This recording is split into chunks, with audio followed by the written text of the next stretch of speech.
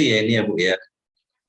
Mohon maaf, saya izin record. Jadi memang karena yang pertama logo. Jadi logo termasuk nanti mungkin teman-teman yang jadi isu adalah biaya. Jadi dulu itu kan biaya buat halal Halma ya. Sekarang lebih murah. Jadi perubahan halal itu ada aturan-aturan terkait tentang regulasi pengurusan halal. Nah ini yang wajib diketahui oleh teman-teman pelaku UMKM maupun teman-teman mahasiswa. Jadi karena harapannya kan mahasiswa ini adalah konektor ya, penghubung antara pelaku UMKM dengan regulasi yang ada. Nah nanti apa sih yang bisa dilakukan kita sebagai digital agen maupun konektor buat support UMKM yang ada? Ya, baik. Saya kira banyak yang bisa dilakukan mahasiswa, termasuk bisa menjadi pendamping PPH nanti. Oke, sudah ada berapa Ibu? Kami ada dari penyuluhan PNS pada tahun 2021 ada sekitar 59 ya.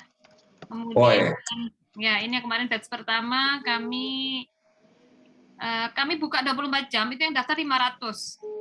Wih, yang sekarang ini ya Bu ya? Bukan, yang pertama. Yang pertama. Kemudian dari situ kami kami saring lagi, dalam artian kan ada syarat-syarat yang tidak bisa dipenuhi, akhirnya dapatlah sekitar 300, tapi kemudian ketika realisasi ya biasalah ya, mungkin karena daring ya sehingga tidak bisa mengkontrol, yang lulus sekitar 180. Jadi kami ini baru angkatan kedua, insya Allah besok tanggal 1 sampai tanggal 3 April. Ini yang sudah masuk berapa Bu angkatan kedua? Yang sudah terdaftar sekitar, saya nggak update ya, tadi jam 12 itu sekitar 280. Oke. Ya, jadi nanti kita share Bu ke teman-teman Garda Transbumi. Karena sekarang kan halal kan berbasis dengan NIB. Nah, jagoannya NIB itu adalah teman-teman dari Garda Transbumi. Termasuk nanti mahasiswa Mercu Buana juga jagoan. Iya, alhamdulillah. Karena dosennya Garda Transbumi. Alhamdulillah, matur nuwun. Salam kenal Bapak Ibu. Oke, monitor ini sudah ada Pak Lurahnya ini Bu. Pak Lurahnya Kamanse. Jadi Kamanse ini adalah sebuah media diskusi yang memang kita menjawab permasalahan. Jadi tentang bagaimana sih teman-teman koperasi, teman-teman UMKM di masa pandemi. Jadi apa sih yang harus dilakukan sehingga kemarin kita full 1 tahun sejak bulan April sampai dengan Desember itu kita setiap Senin Ibu kumpul. Ini komandannya ada Mas Arief Yulianto. Jadi beliau adalah CEO Kamanse, tetapi di atas CEO itu masih ada Pak Lurah. Jadi ini Pak Lurah hebat ini. Pak Lurah sinten Pak Lurahnya? Pak Lurahnya Pak Bambang Edias Moro. Kebetulannya Mas Yano, terus CEO Kamansenya ini Mas Arief. Mas Arief boleh minta tolong open mic, kenalan dong sama Melda. Oh, Mas Arief kelihatannya belum itu juga. Jadi ya, Bang Asfa. Assalamualaikum. Salam kenal. Waalaikumsalam. Terima kasih. Alhamdulillah, terima kasih Bu sudah berkenan mengisi acara Kamanse yang ke-77 ini. Waduh, luar biasa. Berpuluh-puluh kali berarti. Iya, ini juga Kang Asfa yang keren ini. Arif. Baik. Ini 77 itu angka cantik ya. Tadi juga sudah ada Pak Trimulato. Pak Trimulato, beliau adalah salah satu tokoh penggerak gerakan ekonomi syariah di Sulawesi Selatan. Ada Pak Farid dari Balikpapan, terus ada teman-teman mahasiswa. Iya. Mahasiswa dari UMBY, ya mungkin beberapa dari UIN juga sih. Iya. Ini barusan saya ingatkan para pendamping untuk bergabung ya, karena mungkin ada beberapa hal terbaru terkait self declare yang regulasinya kan dinamis sekali gitu. Jadi apa yang berubah? Karena dengan self declare memang itu sudah suatu komitmen ya bahwa mereka akan mengikuti kepatuhan proses, karena bicara halal itu kan sejak input proses output ya Bu ya. Iya, betul. Outputnya jelas ya, jadi harus berupa sertifikat halal begitu. dalam pendampingan. Yeah. Itu ya syarat-syarat sebelumnya, termasuk NIB sebagai bukti awal bahwa mereka adalah pelaku UMKM. Iya, jadi wajib ini NIB. Oke, mau self declare maupun reguler wajib punya NIB. Oh, wajib ya Bu ya? Ya, wajib. Oke. Ini Pak Farid ini juga konsultan ya, Pak, konsultan UMKM ya Pak Farid. Iya Mas. Salam kenal. Memang masuknya si halal itu kan, pintu masuknya si halal itu kan pakai NIB soalnya. Ya. Ya, dari OSS ya, import datanya. Oke. Sama ya Bu ya, program launching sehati ya 2002 ya. Iya, tadi malam Pak, betul. Ini komitmen pemerintah sepertinya tidak bisa sudah tidak bisa ditunda-tunda, ini harus merealisasikan, ini mengejar dari Emang miris Ibu, negara muslim terbesar tapi halalnya nomor 4 sedunia, kalah sama Singapura sama Malaysia. Ya, betul. Kita itu mentalnya masih mental jadi konsumen Pak, belum produsen. Iya. Iya, benar-benar. Okay. Jadi Indonesia itu masih dianggap sebagai pasar. Jadi 260 juta itu masih target market, bukan kita yang jadi gimana sih kita bisa bela budi. Oke, Assalamualaikum Pak Bambang. Tadi kelihatannya sudah sempat open. Ada Pak Ridwan juga. Assalamualaikum. Waalaikumsalam. Nah ini Bu, Pak Lurahnya Kamanse Bu. Salam kenal Bu Imelda. Waalaikumsalam warahmatullahi wabarakatuh. Ada juga Mas Tardi, sudah masuk juga. Mas Tardi ini tangan kanannya Pak Bambang Edi. Padahal Pak Bambang Edi itu tidak. Jadi ya enggak. Assalamualaikum Mas Tardi. Pak Lurah itu nanti. Nanti kandidat Pak Lurah. Kandidat Pak Lurah ya.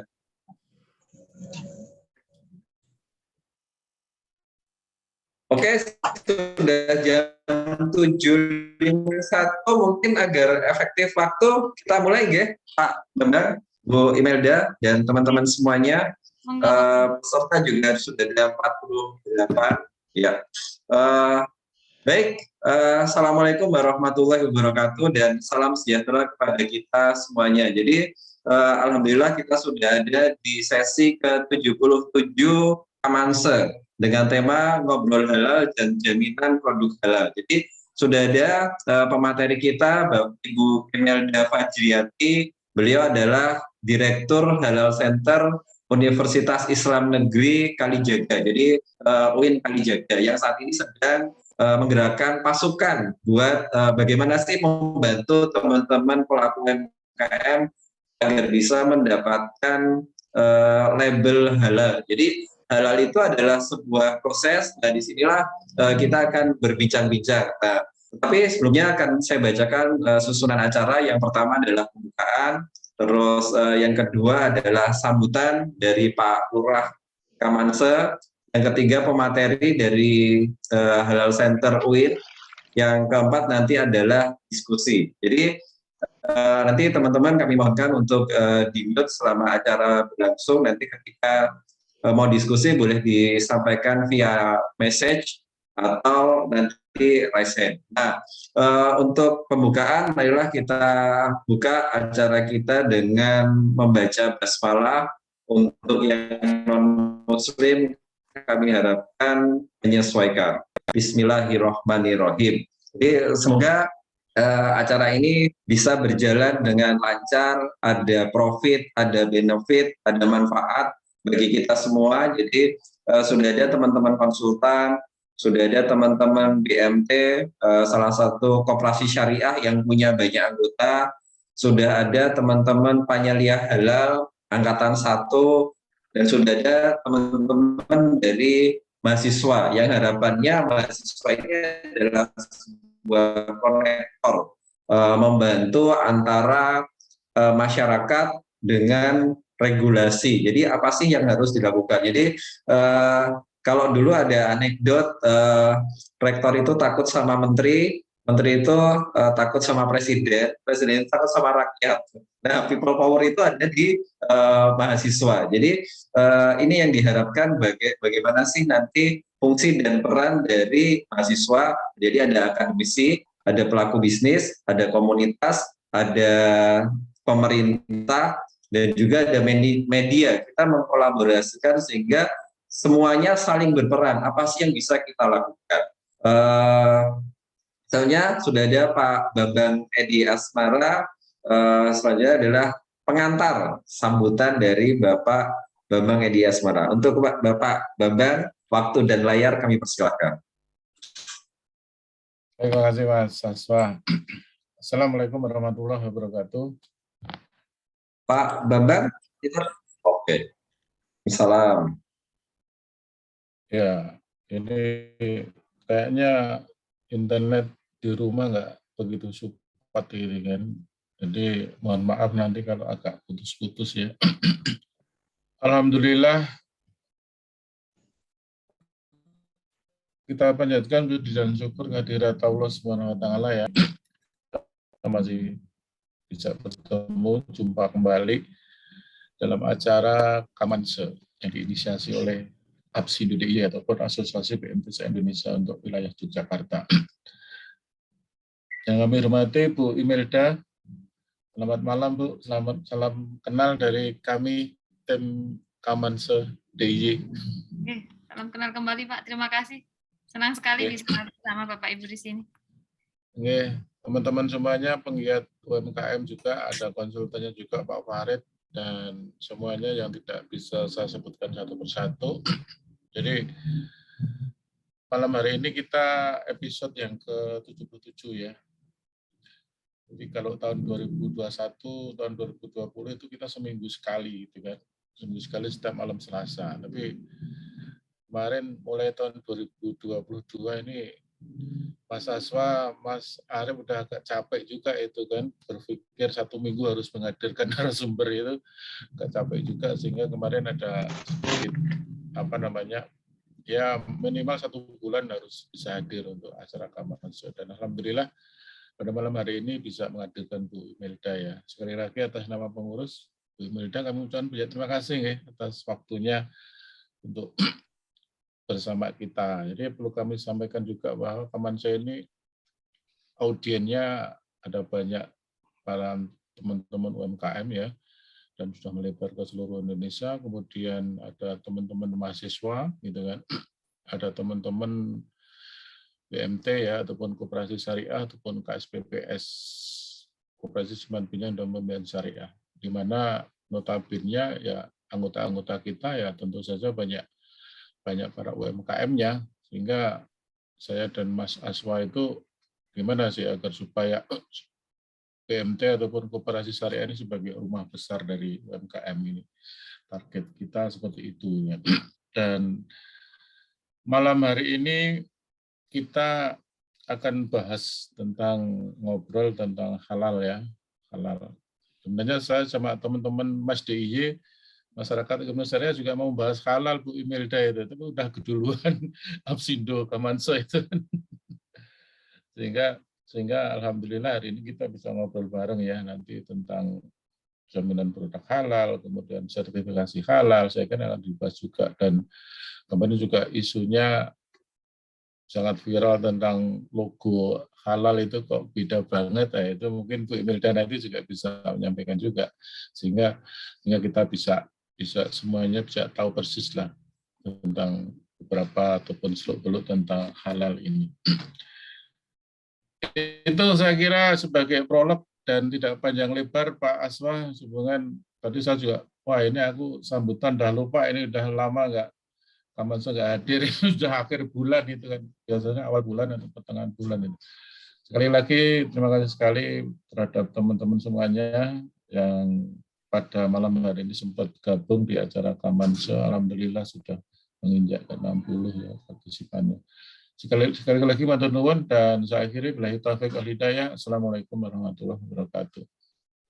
Waalaikumsalam warahmatullahi wabarakatuh. Terima kasih Pak Bambang. Sampai lupa ya sambutannya, ini hampir 1 bulan nggak menyambut di Kamansa, makanya harus ada dan kesempatannya cuma tinggal minggu ini. Jadi terima kasih. Jadi itu tadi Ibu. Jadi Pak Bambang ini punya sekitar 100 BMT di bawahnya, itu Absindo DIY. Kalau misalkan satu BMT nyumbang 10 UMKM-nya buat jadi halal, itu kalau ada 125 BMT, otomatis ada ya 1.250 sertifikat halal. Gitu. Tinggal nanti bagaimana sih polanya, bagaimana kolaborasinya agar sertifikat itu halal itu semakin ada. Target 100.000 ya Bu ya.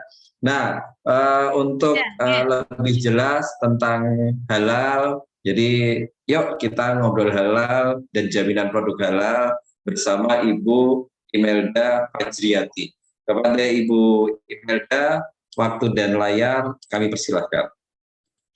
Baik, terima kasih. Bismillahirrahmanirrahim. Assalamualaikum warahmatullahi wabarakatuh. Alhamdulillahirrahmanirrahim. Wassalatu wassalamu ala rasulillah. Wala haula wala quwwata illa billah. Amma ba'du. Yang terhormat Bapak Ibu pengurus pengelola Kamanse Absindo DIY, mohon maaf kami tidak bisa menyebutkan satu persatu nama. Mungkin ada Bapak Lurah, ada Bapak CEO, ada Bapak founder, ada tokoh penggerak gitu ya, ada co-founder, ada koordinator. Mohon izin tidak bisa kami sebutkan satu persatu. Terima kasih atas kesempatannya, sehingga pada malam yang sangat baik ini saya diberi kesempatan bisa bersilaturahim dengan Bapak Ibu semua, serta para hadirin, para undangan, para partisipan yang telah bergabung dalam kegiatan Kamanse yang ke-77. Luar biasa, sudah berpuluh-puluh kali gitu ya diselenggarakan acara ini. Alhamdulillah pada kesempatan yang sangat baik ini saya diamanai, terus terang ini ada Pak Azfa yang menghubungi saya untuk berbagi mungkin ya, atau ya menyampaikan sedikit yang sudah atau sedang kami lakukan khususnya di Halal Center UIN Sunan Kalijaga, serta dalam rangka mendukung halal mandatori yang telah dicanangkan oleh pemerintah Republik Indonesia. Baik, Bapak Ibu, saya izin share screen begitu? Gimana Pak Asfa? Bisa share screen ya? Atau tidak usah share screen, kita langsung diskusi boleh?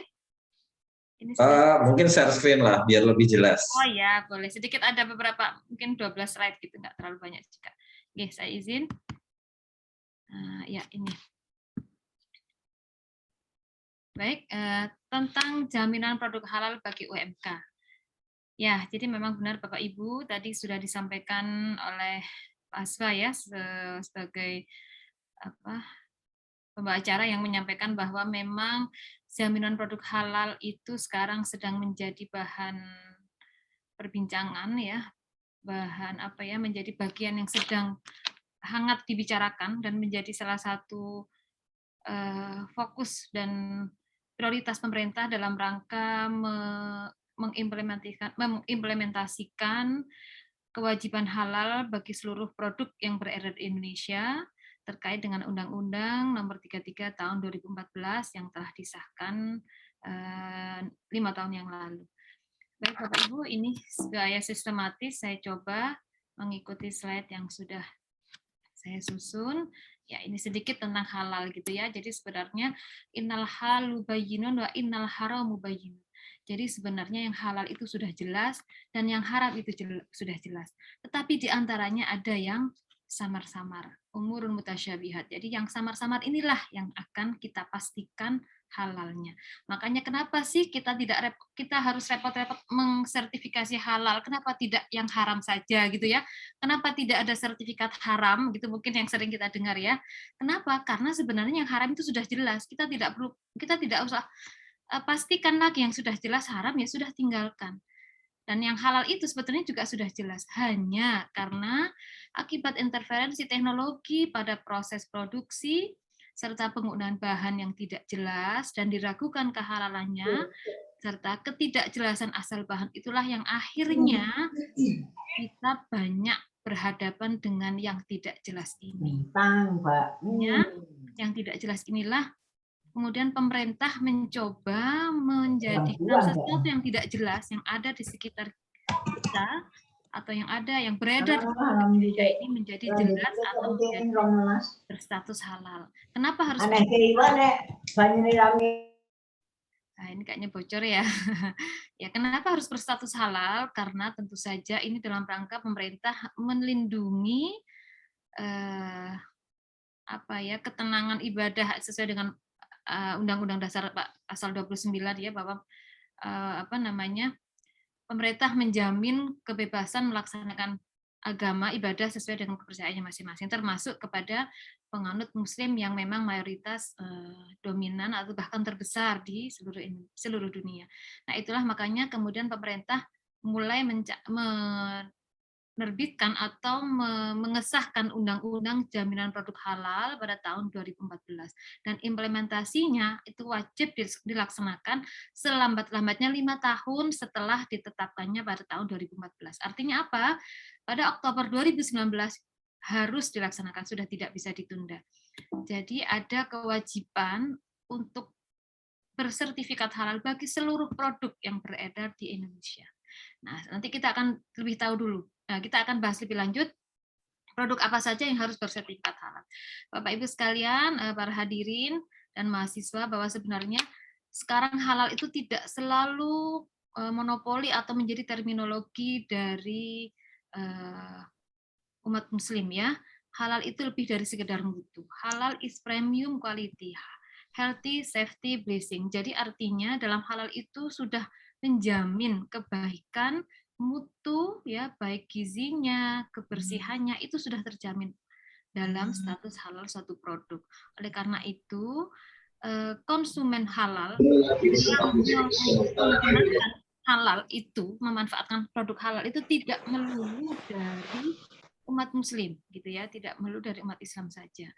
Nah, maka inilah yang kemudian halal menjadi lebih cakupannya menjadi lebih luas karena memang halal sudah identik dengan satu mutu yang baik, mutu yang premium gitu.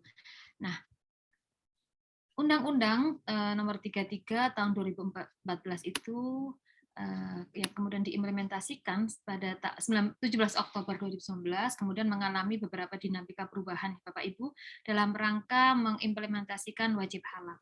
Jadi cukup berat amanat pemerintah ketika disahkannya undang-undang ini. Jadi ada beberapa produk yang harus beredar yang harus bersertifikat halal. Nah, untuk untuk mempercepat bagaimana implementasi kewajiban halal itu, maka kemudian diterbitkanlah Undang-Undang Cipta Kerja tahun 2020. Beberapa amanat yang ada dalam Undang-Undang Cipta Kerja itu diantaranya adalah perampingan atau kemudahan regulasi-regulasi yang sebelumnya telah ditetapkan. Di antaranya apa? Ini ada beberapa saya catat di sini ya Bapak Ibu. Di antaranya adalah sejak dengan adanya Undang-Undang Cipta Kerja ini ada istilah self-declare. Jadi UMK yang memenuhi kriteria itu boleh mendeklarasikan produknya telah memenuhi kriteria halal. Ketika UMK mendeklarasikan produknya telah memenuhi kriteria halal secara mandiri, artinya dia tidak perlu mengeluarkan biaya. Jadi UMK dalam rangka mendukung wajib halal ini, ya karena semua produk yang beredar itu kan tidak ada diskriminasi ya Bapak Ibu. Jadi mau UMK, mau produk dari UMK, produk menengah, UMK itu berarti mikro kecil ya, atau produk menengah, produk skala besar, itu semuanya harus bersertifikat halal. Terus bagaimana jika jumlah UMK itu memang, ini mohon dikoreksi Bapak Ibu yang dari Kamanse ya, itu tidak ada 10%-nya, maaf, produk yang dihasilkan dari industri kelas menengah dan besar itu tidak ada 10%-nya dari yang beredar di Indonesia. Artinya lebih dari 90% itu semua rata-rata produk yang beredar di Indonesia itu dari produksi UMK. Terus bagaimana kita mensertifikat halal dari produk UMK ini? Maka kemudian pemerintah mengambil regulasi baru dengan adanya self declare, yaitu UMK yang memenuhi kriteria itu boleh mendeklarasikan produknya telah memenuhi sertifikat halal secara mandiri. Artinya dia tidak usah berbayar ya atau gratis gitu ya. Nah, tentu ada syarat-syarat yang harus dipenuhi. Di antaranya adalah UMK harus didampingi seorang pendamping PPH. Nah, gitu ya. Nah, itu sebetulnya lahir regulasi pendampingan PPH itu lahir sejak dengan adanya Undang-Undang Cipta Kerja. Nah, kemudian di antara perubahan itu adalah masa pengurusan sertifikat halal yang dulu semula itu sekitar 60 hari, itu sekarang menjadi 21 hari. Kemudian adanya subsidi pemerintah. Jadi sebetulnya bukan gratis ya, tetap berbayar, tetapi yang membayarkan adalah pemerintah, Bapak Ibu. Tetap berbayar, tapi yang membayarkan adalah pemerintah, artinya UMK yang memenuhi kriteria itu tidak perlu mengeluarkan biaya sepeser pun alias gratis gitu ya. Kemudian dengan adanya Undang-Undang Cipta Kerja itu juga memberikan peran serta masyarakat luas untuk terlibat dalam pelaksanaan undang-undang wajib halal ini. Kemudian diantaranya juga adanya beberapa percepatan pendirian LPH, gitu ya, yang diantaranya misalkan nih LPH yang dulunya ketika Undang-Undang 33 2014 itu mensyaratkan auditornya harus sudah memiliki uji kompetensi auditor halal, maka dengan adanya Undang-Undang Cipta Kerja ini, boleh LPH itu memiliki auditor yang belum bersertifikat kompeten. Tapi tentu saja LPH yang didirikan nanti akan berkategori LPH Pratama, gitu ya. Jadi LPH itu nanti akan ada dua, ada LPH Pratama, ada LPH Utama. LPH ini fungsinya untuk apa? Fungsinya adalah lembaga pemeriksa halal. Jadi, mohon maaf, mohon izin Bapak Ibu, sebelum undang-undang ini ada, kita tahu kita ketika mensertifikasi halal suatu produk itu kan ada pada salah satu lembaga ya. Nah, lembaga tersebut nanti akhirnya menjadi LPH, nah, gitu ya. Nah, UMK yang tidak memenuhi kriteria untuk self declare, maka pengajuan sertifikasi halalnya harus melalui LPH atau melalui jalur reguler begitu. Nah, kemudian ada dengan undang-undang ini juga ada memberikan wewenang MUI di mana MUI tetap akan berperan dalam menetapkan fatwa. Ya, jadi sertifikat halal yang mengeluarkan BPJPH, tetapi dasar penetapan sertifikat halal itu berasal dari fatwa ketetapan halal dari MUI. Jadi ada SH, ada KH. Kalau SH itu dikeluarkan oleh BPJPH, tetapi kalau KH, ketetapan halal itu dihasilkan oleh Komisi Fatwa yang telah bersidang, gitu Bapak Ibu ya. Jadi ketetapan halal yang sudah ditetapkan, yang sudah didapatkan dari MUI, kemudian dibawa ke BPJPH untuk dikeluarkan sertifikat halalnya. Nah, kemudian ada beberapa regulasi yang lain ya Bapak Ibu, seperti auditor halal di sini. Ya, jadi tidak harus memiliki uji kompetensi dan seterusnya. Baik, saya lanjutkan. Nah, ini apa sih konsekuensi ketika wajib halal itu harus diterapkan di Indonesia atau yang dikenal dengan halal mandatori? Dulu ya, sebelum Undang-Undang 33 2014 itu diimplementasikan pada 17 Oktober 2019, kewajiban sertifikat halal itu bersifat sukarela atau halal voluntary gitu ya. Jadi orang pelaku usaha mau mengsertifikat halal mau tidak itu boleh gitu ya, boleh silahkan karena masih sukarela. Mungkin orang kebanyakan mungkin tidak perlu gitu ya, toh tanpa ber-SH pun produk saya sudah laku gitu kan, toh kita halal lah, nggak mungkin lah, oke lah, begitu banyak alasan. Tetapi dengan adanya undang-undang ini sudah tidak bisa lagi Bapak Ibu. Jadi semua itu sudah harus bersertifikat halal ya. Nah, ini apa sih yang harus bersertifikat halal itu ya? Di antaranya adalah makanan dan minuman, kemudian obat, kosmetik, produk kimiawi, produk biologi, produk rekayasa genetika, barang gunaan yang dipakai, digunakan, atau dimanfaatkan. Nah, ini semuanya harus bersertifikat halal. Wajib. Kalau wajib berarti apa ini kira-kira? Artinya kalau tidak, nanti ada sanksi, ada punishment, ada ketentuan regulasi yang mengatur bagaimana pelaku usaha jika tidak mau mensertifikat halal produknya. gitu ya. Nah, terus bagaimana dengan produk-produk yang memang kita tahu karena kita Indonesia bukan negara muslim ya, artinya kan masih mungkin produk-produk yang mengandung babi begitu, tidak apa-apa. Nanti untuk produk yang memang jelas haram akan diberi tanda tertentu gitu ya, yang menunjukkan bahwa produknya itu memang mengandung bahan yang diharamkan gitu. Kemudian ini begitu banyak ya produk yang harus bersertifikat halal, akhirnya pemerintah mengambil tahapan proses untuk menuju wajib halal bagi seluruh produk ini, dibuatlah tahapan seperti ini. Ini sampai tahun 2024 yang wajib bersertifikat halal adalah makanan dan minuman. Jadi saat ini kita ada di tahun 2022, tinggal sisa 2 tahun lagi Bapak Ibu, para peserta sekalian, para adik-adik mahasiswa, bahwa semua produk makanan dan minuman harus bersertifikat halal. Ini makanya sekaligus sosialisasi ya Bapak Ibu ya, bahwa monggo diinformasikan ke seluruh pelaku usaha harus segera mensertifikat halal produknya. Kita diberi waktu sampai 2024. Nah, kemudian obat dan kosmetik karena tadi termasuk yang harus bersertifikat halal itu diberi waktu sampai 2026. Begitu juga barang-barang gunaan seterusnya di bawah ini. Kemudian obat dan obat-obat tertentu itu sampai 2029 hingga ada yang sampai 2033. Artinya apa Bapak Ibu?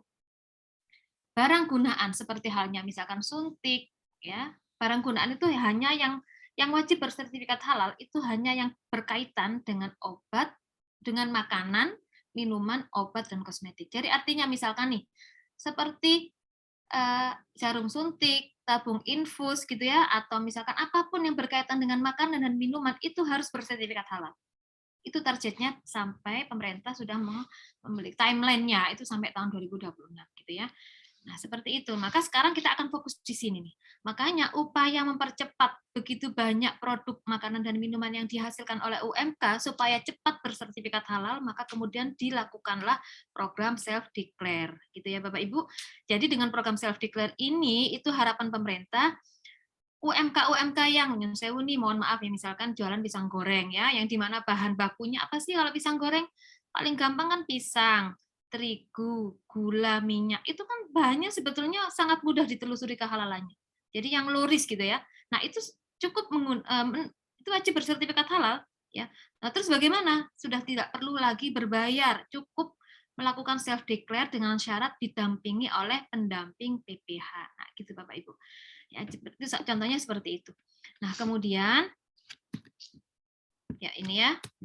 Nah, sekarang jasa selain produk ini ya, makanan, minuman, obat, kosmetik, produk kimiawi, produk biologi, produk rekayasa genetika dan barang gunaan juga ada yang wajib bersertifikat halal. Apa itu? Yaitu jasa. Jasa itu adalah jasa penyembelihan, kemudian jasa pengolahan, jasa penyimpanan, jasa pengemasan, pendistribusian, penjualan, dan penyajian. Itu juga wajib bersertifikat halal. Tapi jasa ini hanya yang berkaitan dengan makanan, minuman, obat, dan kosmetik. Nah, begitu ya. Baik. Makanya ini kan akhirnya make sense ya, cocok lah ya. Kenapa kulkas itu harus bersertifikat halal? Karena dia berkaitan dengan makanan dan minuman gitu. Ya, saya tidak mungkin saya tidak membahas lebih lanjut ya, nanti kita bisa diskusikan saja. Saya lanjutkan slide saya ini. Nah, ada 3 skema yang akan dilakukan oleh BPJPH. Jadi BPJPH itu Badan Penyelenggara Jaminan Produk Halal, suatu lembaga di bawah Kementerian Agama yang mendapatkan mandat dari pemerintah untuk menyelenggarakan jaminan produk halal ini. Nah, ada 3 skema yang dilakukan oleh BPJPH untuk menjalankan halal mandatori ini, diantaranya adalah pengajuan reguler, kemudian perpanjangan. Kalau pengajuan reguler itu ya pelaku usaha mengajukan sertifikat halal gitu ya, bisa untuk yang pertama kali ya, untuk awal gitu ya. Kemudian ada perpanjangan, dan yang ketiga adalah pernyataan pelaku UMK atau self declare ini, atau pernyataan pelaku usaha secara mandiri ini. Nah, bagaimana 3 skema ini? Nah, ini Bapak Ibu, jadi sebenarnya dalam melaksanakan halal mandatori ini, BPJPH tetap bekerja sama dengan 3 lembaga ini. Dia tidak bisa bekerja sendiri, yaitu ada 3 aktor ya, pelaksana sertifikasi halal di Indonesia, yaitu BPJPH, kemudian LPH, kemudian MUI. Nah, gitu ya. Jadi MUI tetap akan dijadikan ya ada tiga pelaku gitu ya, tiga aktor nih yang berperan dalam implementasi wajib halal ini ya. BPJPH ini adalah karena dia adalah lembaga badan penyelenggara jaminan produk halal. Kemudian ada LPH yaitu lembaga pemeriksa halal ya. Lembaga pemeriksa halal itu yang memang fungsinya adalah memeriksa. Ini mohon maaf untuk saat ini ada 3 ya yang sudah eksis, tapi BPJPH sedang memproses 8 lagi LPH yang akan segera disertifikasi. Jadi yang sudah leading itu ada LPPOM, ini karena memang sudah 32 tahun Bapak Ibu mengawal sertifikasi halal di Indonesia. Kemudian ada lagi Sukovindo dan Surveyor ya. Surveyor ini yang sudah juga leading ya, itu sudah berdiri, sudah sah gitu ya, sudah memiliki akreditasi. Nah, kemudian ada MUI ya. MUI ini lembaga Majelis Ulama Indonesia yang di situ ada badan komisi fatwa ya yang tugasnya adalah mensidangkan menetapkan produk-produk mana yang memang boleh atau sah atau telah memenuhi kriteria halal sehingga dapat dikeluarkan sertifikat halalnya. Jadi kurang lebih ada 3 ini. Secara sederhana, pelaku usaha yang akan mengajukan sertifikasi halalnya akan daftar kepada BPJPH, kemudian BPJPH akan menginformasikan kepada pelaku usaha tersebut, silahkan memilih LPH ya yang akan memeriksa kehalalan atau PPH-nya, proses produk halal bagi pelaku usaha tersebut yang terdekat gitu ya. Jadi kan harapannya kan memang tidak satu nantinya, akan semakin banyak LPH yang akan bermunculan. Nah, ketika pelaku usaha sudah memilih LPH, maka LPH akan melakukan audit, melakukan pemeriksaan kepada pelaku usaha tersebut gitu ya. Jadi siapa yang memeriksa? Auditor halal. LPH itu rumahnya auditor halal. Hasil dari pemeriksaan auditor halal kemudian disampaikan kepada MUI, oleh Komisi Fatwa dilakukan sidang, ditetapkan ketetapan halalnya, baru kemudian hasilnya disampaikan ke BPJPH. Ketika ketetapan halal sudah didapatkan dari MUI, maka kemudian BPJPH akan menerbitkan sertifikat halal. Jadi kurang lebih seperti itu. Nah, sekarang posisi pendamping PPH di mana gitu ya? Iya, jadi pendamping PPH tidak ada di 3 ini Bapak Ibu karena pendamping PPH memang diperuntukkan bagi UMK ya, UMK yang memenuhi ketentuan syarat self declare. Nah, kalau begitu yang mengikuti ini siapa atau pelaku usaha yang seperti apa? Yaitu pelaku usaha tentu saja yang memiliki unit usahanya itu atau tidak memenuhi kriteria self declare. Jadi maka mau nggak mau harus melewat ketika pengajuan sertifikasi halal harus melalui jalur reguler tadi. Ini kan ada 3 ya tadi ya. Ini ya ada 3 kan, berarti dia harus lewat yang reguler gitu. Ya, reguler itu yang ini reguler. Termasuk perpanjangan. Nah, ini sedikit flowchart ya. Alur proses bagaimana sertifikasi halal yang dilakukan secara reguler. Jadi pelaku usaha mengajukan ke BPJPH, kemudian oleh BPJPH diperiksa dokumen kelengkapannya, kemudian diinformasikan kepada pelaku usaha, silakan milih LPH yang terdekat, gitu ya. Nah, karena asumsinya memang akan semakin banyak LPH yang berdiri. Setelah itu, setelah pelaku usaha memilih LPH-nya, maka LPH akan memeriksa ya. Setelah memeriksa, yaitu tadi hasil pemeriksaannya dilaporkan kepada MUI, dari LPH kemudian ke MUI, kemudian disidangkan, ditetapkanlah ketetapan halal. Ini waktunya maksimal 21 hari. Ya. Nah, sekarang bagaimana dengan alur proses perpanjangan sertifikasi halal? Nah, ini kalau perpanjangan ya. Jadi pelaku usaha jika yang sebelumnya sudah mendapatkan sertifikasi halal dari masa sebelum, misalkan dia sudah mendapatkan sertifikasi halal dari misalnya dari LPPOM ya, kemudian masuk masa ini dia mengajukan lewat BPJP, tidak ya dipersilakan, artinya boleh gitu ya, bisa seperti itu. Nah, kemudian BPJPH akan melakukan audit dan seterusnya ya. Baru kemudian ini yang self declare yang sedang marak ya, sedang digerakkan secara masif oleh pemerintah Bapak Ibu ya. Nah, ini seperti apa jalurnya? Jalurnya itu ya pelaku usaha akan mendaftarkan, jadi pelaku usaha mendaftarkan terlebih dahulu ke akun Si Halal. Kemudian dari akun Si Halal itu pelaku usaha akan diverifikasi datanya, setelah oke, setelah siap, baru kemudian diinformasikan kepada pelaku usaha tersebut pendamping PPH mana yang bisa diajak untuk mendampingi proses produk halalnya, termasuk lembaga pendamping yang mana. Nah, gitu ya. Nanti kita akan diskusikan apa itu lembaga pendamping, apa itu pendamping PPH.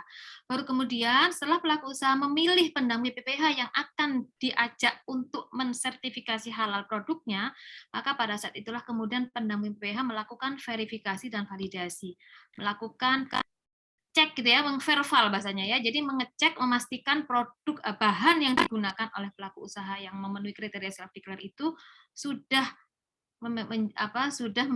sudah memenuhi kriteria halal. Kriterianya apa saja? Nanti ada banyak bisa kita lanjutkan diskusi. Saya baca alurnya dulu Bapak Ibu.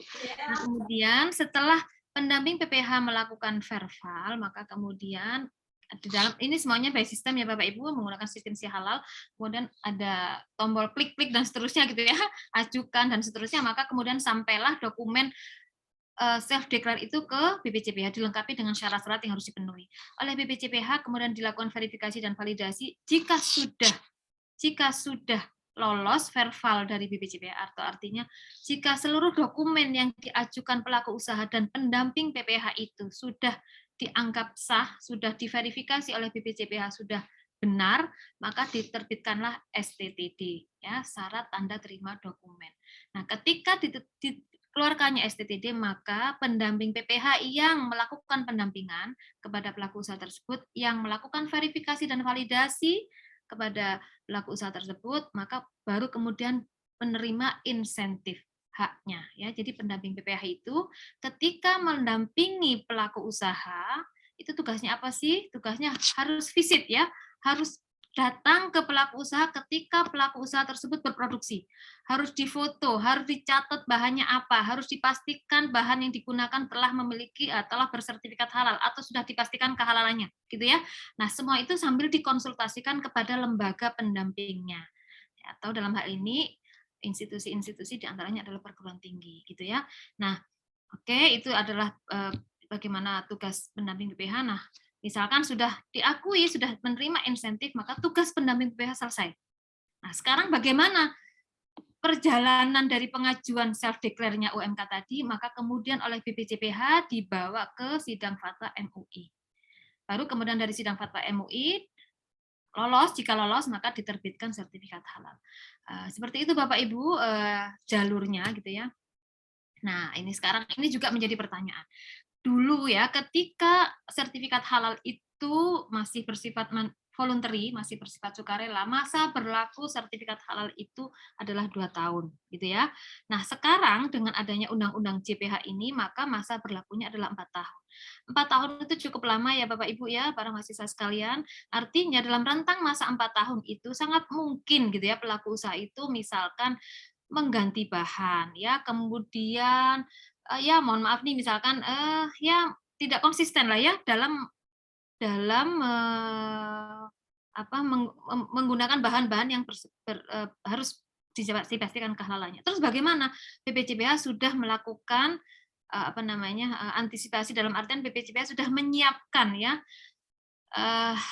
badan ya atau tim gitu ya, pengawas JPH namanya ya. Pengawas JPH itu ada 4 ya.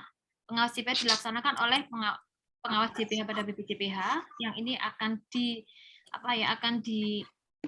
informasi akan dicantolkan pada Kementerian Agama wilayah ya dan lembaga terkait. Baru kemudian juga ada peran serta masyarakat. Jadi silakan masyarakat berperan aktif untuk memantau UMK dalam artian atau pelaku usaha, tidak hanya UMK yang sudah bersertifikat halal. Silakan masyarakat berperan aktif ikut mengawasi benar nggak pelaku usaha yang sudah mendapatkan SH tersebut konsisten menggunakan bahan-bahan yang halal gitu ya.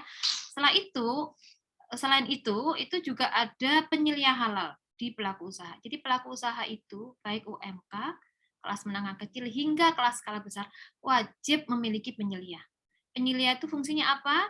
Penyelia adalah audit internal ya. Jadi yang mengawasi proses produk halal bagi pelaku usaha tersebut.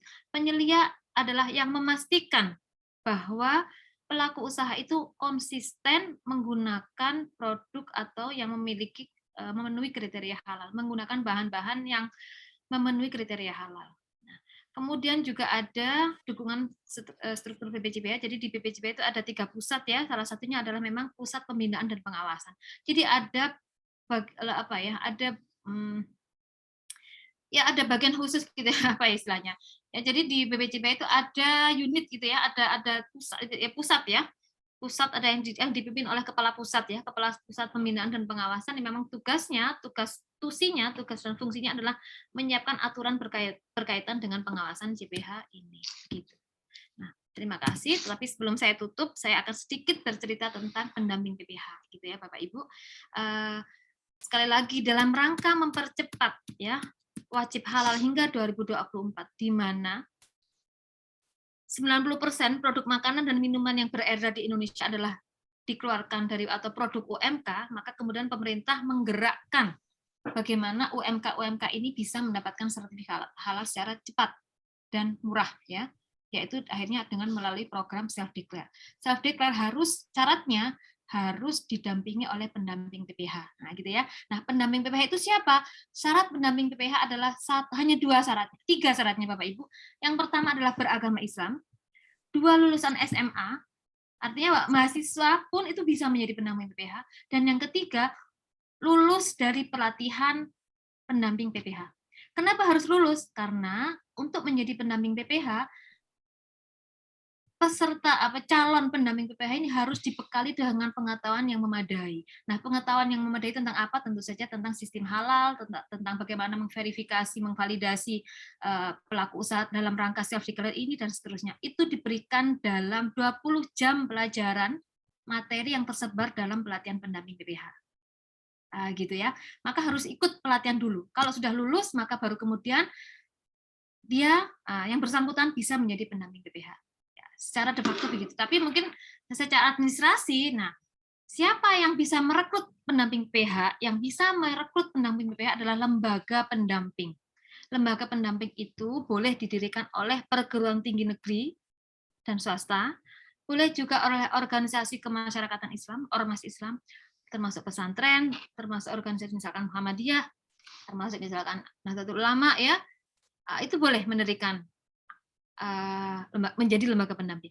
Nah, lembaga-lembaga pendamping ini yang kemudian merekrut calon-calon pendamping ini. Di antaranya apa? Di antaranya yang mengadakan pelatihan tadi.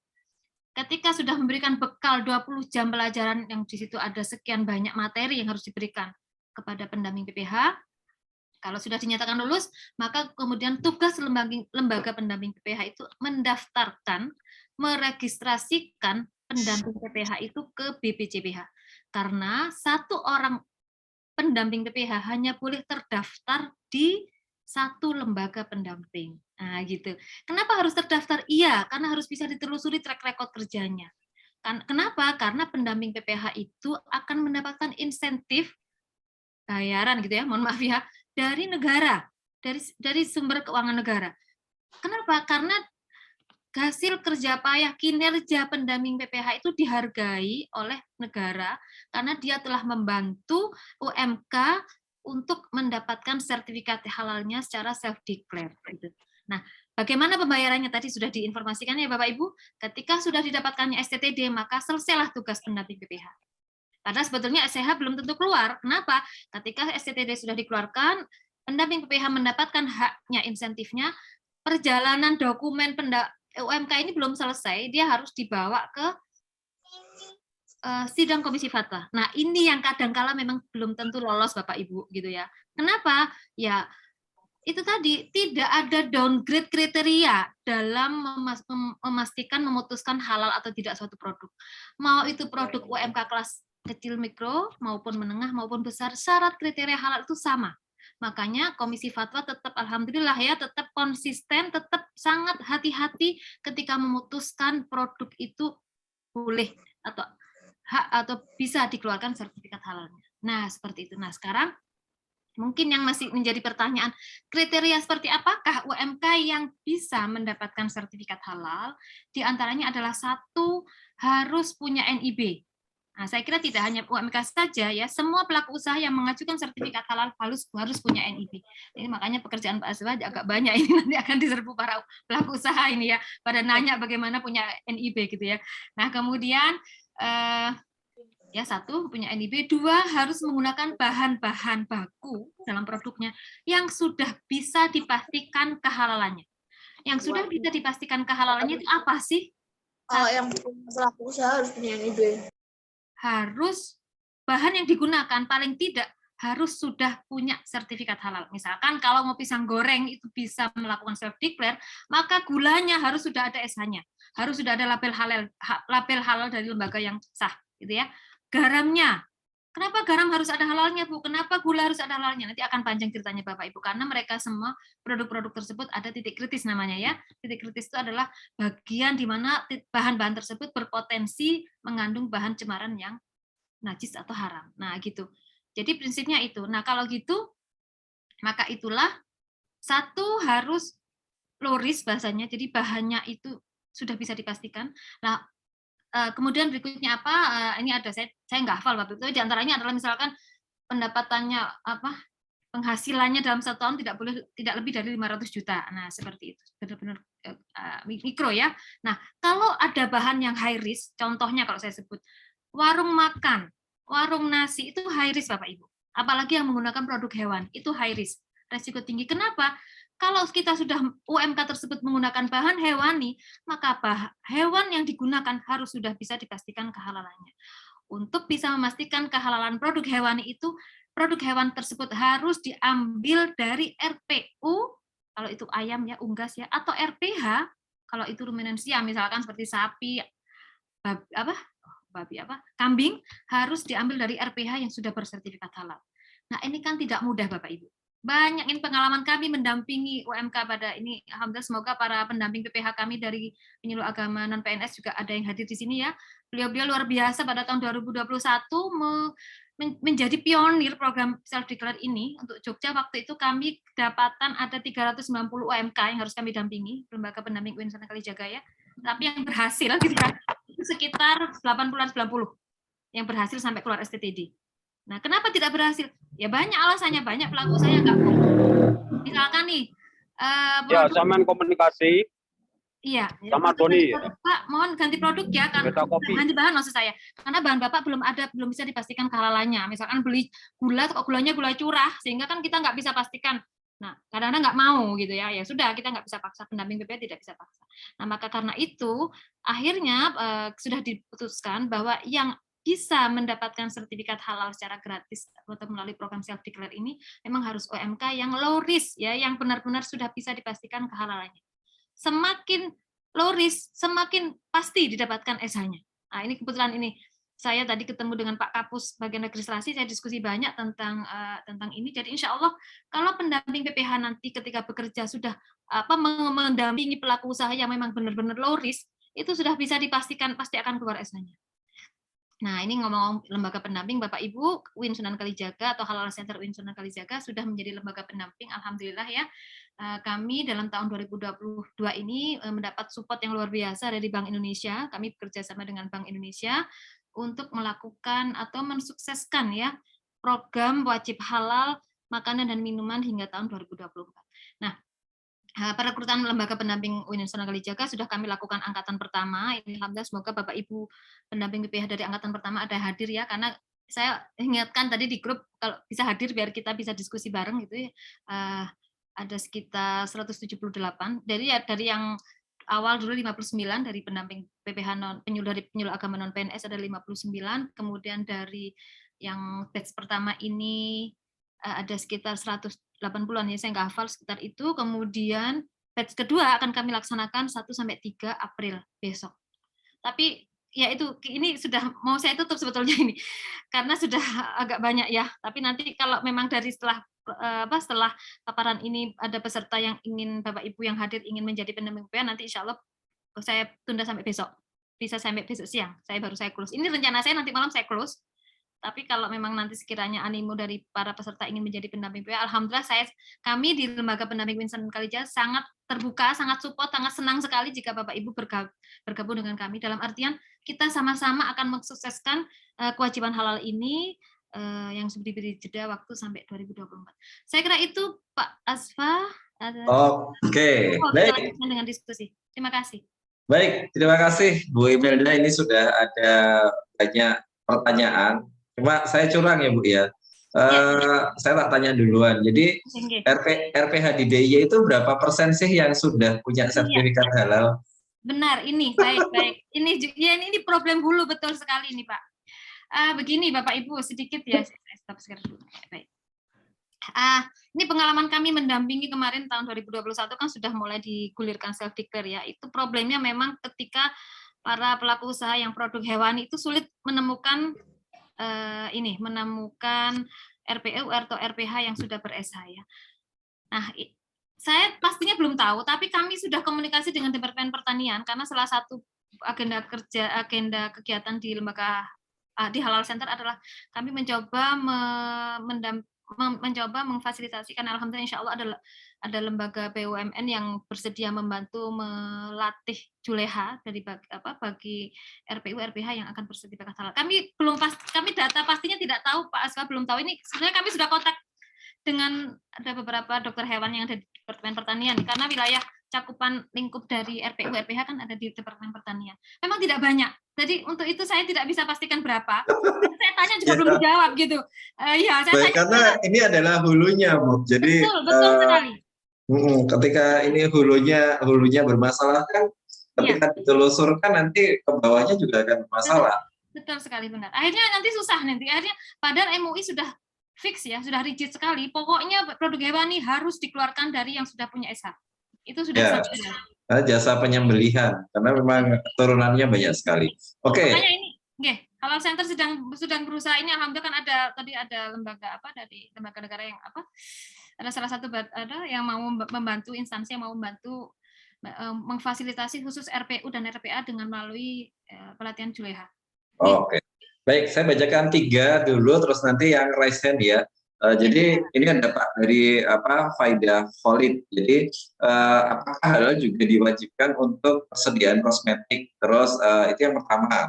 Terus yang kedua, bagaimana menjadi penyelia halal? Terus apa tugas dan persyaratannya? Ditanya itu dulu, Bu, karena pertanyaannya langsung 3 ini, Bu. Saya jawab dulu aja ya. Nanti kalau ada pertanyaan mirip kan mungkin tidak usah dijawab. Ya, tidak. Langsung tidak saya bacakan. Baik, kosmetik iya wajib. Kosmetik wajib bersertifikat halal karena ada beberapa produk ya tadi ya. Makanan, minuman, obat, kosmetik, barang guna produk kimiawi, produk rekayasa genetika, produk biologi, barang gunaan, jasa penyembelihan, barang jasa itu. Jadi wajib. Kemudian penyelia itu memang itu menjadi salah satu okupansi sekarang itu ya. Sekarang itu ada 3 pekerjaan baru ini yang sedang ada di negara kita ya. Pertama adalah auditor halal, yang kedua adalah penyelia halal, yang ketiga adalah pendamping PPH ya. Bukti komitmen pemerintah mengapresiasi atau mengakui pekerjaan ini adalah munculnya SKKNI ya. SKKNI itu standar kompetensi kerja nasional untuk ada pendamping PPH belum ada SKKNI-nya ya. Untuk penyelia dan auditor. Artinya untuk bisa menjadi penyelia, bisa menjadi auditor halal itu paling tidak harus melalui uji kompetensi di mana itu memenuhi kriteria unjuk kerja, keterampilan kerja sesuai dengan SKKNI itu. Nah, syarat penyelia halal ya itu adalah 1 wajib beragama Islam. Pemilik pelaku usaha boleh tidak beragama Islam, mohon maaf ya, boleh non muslim, tapi penyelianya harus muslim.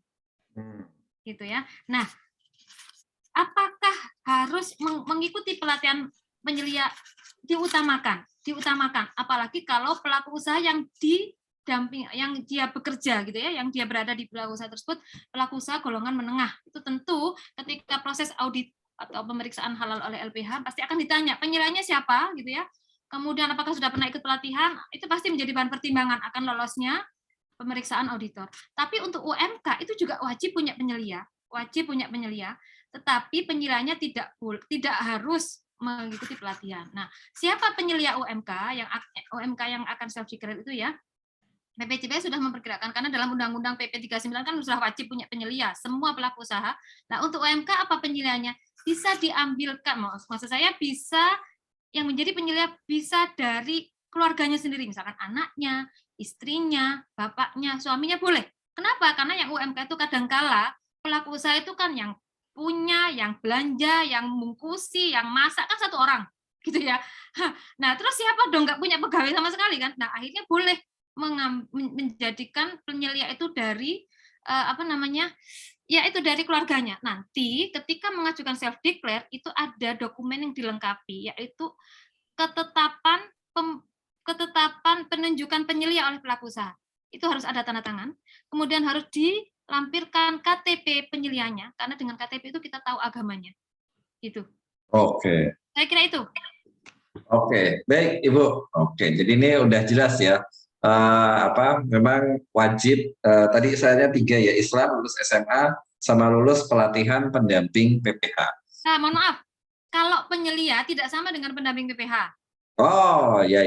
Kan? Kalau pendamping PPH hanya untuk mendampingi UMK yang self declare. Tapi kalau penyelia beda ya. Jadi penyelia itu dia memang bekerja di pelaku usaha yang memang dia ada di situ, yang memastikan.